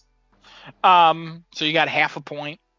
I doubled down on the Dragon Ball Z, and because the entire prediction was not correct. That's why I lost Correct, 2 yeah, points. yeah. Okay. Correct. I got it. Yeah, and then you said non-specific fighting game DLC. You got a full point for that. Got it. So you got 2.25 points. Kevin, you lost 2 for the the Helldivers 2 prediction. You got half a point for Delta Force Hawk Ops multiplayer details trailer. Beta begins after show extraction game mode added later in beta. That part was not true. So you got a half point. Civilization 7, you had half a point because you said holiday 2024. They didn't give a date. Then you said Kingdom Come Deliverance 2 story trailer and game mechanics peak, full point. Then the whole Outlaws thing, Genesis gave you a point for that, because even though you doubled down on it, he still gave you a point for partial. So congrats. Then you said Slitterhead gameplay trailer. That's exactly what it was, and that's exactly what was here. 1 point. Then you said Dark and Darker release year trailer and roadmap. You got half a point because there was no roadmap. Then you said Fatal Fury trailer, another 5 characters, half a point. Final Season 3 trailer, returning player rewards, half a point. Teaser for new RTS being made by Uncapped Games, 1 point. Kevin, your total? 4.5. Congrats. Nice. Thought you said there was a new leader because of that. There was a over 2 point difference. Uh, it, you'll see. You'll see. Oh, overall, got it. Genesis for Xbox. Xbox Portable. You doubled down. Get fucked. So -2. Music from an old game. Banjo remake. No. Gears Collection. No. Starfield DLC release date. Second release date. PS5. I gave you 0.75 because there was a release date for the DLC, and then there was a release date for the update, and then there was a release date for the story DLC, which is in the fall. So you got you got both release dates. So like I was like, all right, no PS5 though. State of Decay 3, 2024. State of Decay 3 was here, so you got half a point. No release year. Square Enix games comes to Xbox. It was a Life is Strange game, you son of a bitch. So congratulations, you got a point. Avowed gameplay trailer 2024, you got a point. Indiana Jones deep dive gameplay 2024, you got a point. You said new, where the hell is it? New AAA action game from X-Devs from Rocksteady, no points. Diablo 4 DLC holiday 2024, you got a point. Towerborn gameplay trailer, no. Judas, no. Perfect Dark gameplay, 1 point. New Gears game. You said reboot, but I still gave you a full point because even though they're saying it's not a reboot, the fact that they're not doing a continuation and going backwards, that's basically a reboot in my eyes. If anybody wants to argue that, I'll be open and I'll change it, but I gave them a full point. Then you said Stalker 2 gameplay delayed again. I gave you a full point for that because the release date was pushed. It technically didn't have a release date, so I just kind of was like, that counts as a delay again. Like, whatever. And then Everwild, no. COD Black Ops 6 beta on the Xbox first. You only got half a point because beta was not on Xbox first. Marvel's Blade, no. Game Pass Sizzle Reel, no. You got 6.8 points for Xbox. Holy shit. You would have 8.8 points, but since you doubled down on the Xbox Portable, you lost 2. Damn. I'm gonna go next for me. So after the show, there would be confusion about the fucking no. For some reason, my guaranteed. I'm glad I didn't double down on this one. My guaranteed no, none. Gears Collection, no. Gears 6, no. South of Midnight gameplay shown, 1 point. Silk Song is here, no. Fallout Remastered, no. Indiana Jones gameplay, and you get the general sense of the game, 1 point. OD, no. Fable 4, yes, because that's what this Fable is. It's 4, just without a number. Even though this is like the 6 Gears game, I'm not giving it Gears 6 because it's not Gears 6. Outer Worlds 2, no. I said no Perfect Dark. Who knew? No. Clockwork Revolution, no. Forza, no. No Rest for the Wicked, no. Activision Blizzard Game Pass dump, no. I got 3 points for Xbox. Desonoto. You had Portable Console, no. Gears Collection, no. Starfield DLC with a release, yeah. New first party title, yeah. New Doom game, yep. Avowed, yep. Marvel's Blade, no. Fallout New Vegas remake, no. Indiana Jones extensive gameplay trailer, release window, summer second quarter. I gave you 0.66 because they didn't announce summer and second quarter is a little. It could be that, but they didn't announce that, so you lost 0.33 of a point. Fable 4 gameplay trailer, point. Perfect Dark story trailer, point. Because it was story and gameplay, so I just gave you a point. Yeah, that's fine. Yeah. And the Contraband, no. You got 6.7 points. Damn. Oh. It's actually 6.66, but it rounds up, so that's why. Kevin, Aura History Untold, no. Doom the Dark Ages, show opening, uncut gameplay, intro, weapon highlights, late 2024. I give you 0.75 because it's not the show opener. It's the second game because of Call of Duty. And I debated that for a while because I was like, Call of Duty starts the show, but the show opener is fucking Doom. And I was like, nah. So you got 0.75. Blade, I no. wouldn't give myself uncut gameplay, but okay. I gave you uncut gameplay because it intros like the way you talked about it, and the way I wrote it is it's not cutting back and forth and over. It's basically showing one section of the game, and the gameplay is mostly uncut, except they're just cutting it for pacing. So that's why I gave it to you. Like, even though it's not All right. technically it, but you still lost 0.25 points, and I think that's enough to not make you lose more points. So I'm a generous man. Then you said Blade, no. Then you said COD, Black Ops 6, Game Pass, Day 1, multiplayer and campaign trailer, expanded on at COD Direct. I just gave it to you. I didn't look into it, and I'm like, that's probably all right. You said State of Decay 3, 2025. Is there a date for State of Decay 3? No. Did I put a comma after State of Decay 3 for 2025? No. So I still give you half a point though. So congrats. You said Silk Song. No. And then you said Avowed gameplay trailer with its VR looking ass is how I wrote it. It did look less VR, but it's not no VR. So I still gave you a full point. You said Indiana Okay. Jones. You said Indiana Jones uncut gameplay, less whip jank hand animation. It was mostly a cutscene, and I was like, I don't care. Full point. Who cares? You know what I mean? No, there's gameplay of the web. Yeah, but it wasn't uncut gameplay. This is where I was like, Sorry. you I thought you meant the specified, whip and I still was like, whatever. Less whip jank was true, and the hand animation is actually there now. So yeah. Yeah. You said Stalker 2 gameplay deep dive closes show. No. Fallout No. 76 new Damn. expansion set in the world of the Amazon show. I gave you 1 point. Now, there's because Fallout 76 has a new expansion, and then I put a comma. That's correct. And then set in the world of the Amazon show, the description of what's coming to Fallout 76 is talking about how they're bringing the Amazon show to the game, even though it's not set in the world. They literally describe the world of the show in the game, and I was like, fuck it, full point. So, congrats. Oh, wow. All right. Yeah. Woohoo. Then you said Black Myth Wukong Game Pass Day 1 trailer. Kevin, it's not even coming to Xbox at this point. It's been delayed indefinitely, so no. Yep. Then you said Warhammer 40k Space Marine 2 gameplay trailer. Kevin, you would have got a full point if that was at Xbox, but you got half a point because it was at Summer Game Fest. Contraband, no. Visions of Mana, no. Gear 6, no. 33 Immortals, no. Still Wakes the Deep, no. Hellblade 2 critic testimonial and ad spot, no. Killer Clowns from Outer Space, no.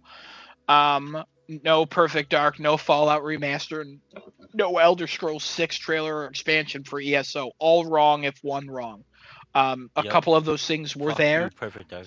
Oh, really? Okay. Yeah, there was an Elder Scrolls 6 expansion. Or expansion for online, I mean. Yeah. There was one of that. Oh, for ESO? Yeah. Yeah. And Perfect Dark was there. So, yeah, you lost that. All right. Yeah. In last place for Xbox, me with 3. In third place for Xbox, Kevin with 5.8. Second place, Destinoto with 6.7. In first place, Genesis with 6.8. Damn, 0.1. Yeah, it's close. Insane. It's very close. That's crazy. All right.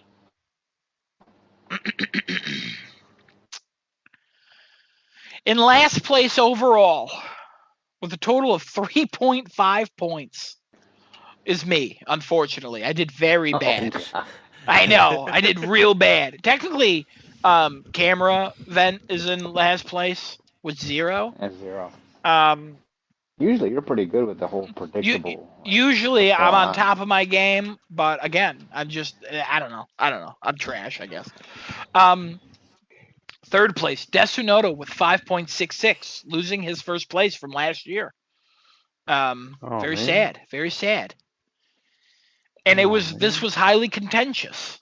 In second place, Genesis with 9, and Kevin in first place with 10.25. If you did not give Kevin that point, he would have he would have he would have you would have won. How? Cuz you How? went from a -2 to a 1. You gained 3 points. Oh, that's right. I gained Oh. Yeah. 3. Yeah, you guys kept going, "Oh, yeah, how? He only gained 1 point." No. He went from -2 to 1. That's true. Because Genesis Got was it. like, yeah, give him partial points, not negate it or like make it a 0 so he doesn't lose the Yep. points. No, give him that. So Well, yeah, Kevin, there you go. you won Yeah. by Yeah. 0.75 points until you made that ruling. So congratulations, Kevin, on winning. I find it very funny that um you had a lot more predictions than everybody else, and Genesis literally beat you until he said so. So pretty wild, pretty wild. That So yeah, crazy. would have been a first for me if I won that. It That would would have have been been a crazy. first. That's why I asked you the other day. Have you ever won? Because I was like, I'm pretty sure you did, but we'll see how it all shakes out. But yeah, that's the predictions for 2024. Congratulations, Kevin. Well deserved. Thank Is it? Genesis. Yeah. Well, Thanks, yeah, buddy. yeah. There you go. Daddy's rewarding daddies. Hey man, anytime. So that is our predictions. Congratulations, everybody. Desonoto, congratulations on participating. Um, Oh. hey, you beat me, so you know we did it. That's the end. Genesis, take us home. All right, well, that is the end of this week's Crafting a Chat. We will be in our normal office next week. I call it office. I don't know what else I'm supposed to call it. A stage, I guess. Yeah, I don't know. Um, and yeah, we'll be talking about more stuff. Let's see what happens this week for gaming news. Um, we'll see you guys next week, Tuesday. Same time, same place. Twitch.tv/craftingachat, youtube.com/starting too late. Hope everybody enjoyed Summer Games Fest, Xbox Conference, Ubisoft, and whatever else was out there. Let's see what else happens in this week, and everybody have a nice night. Take care. Bye bye.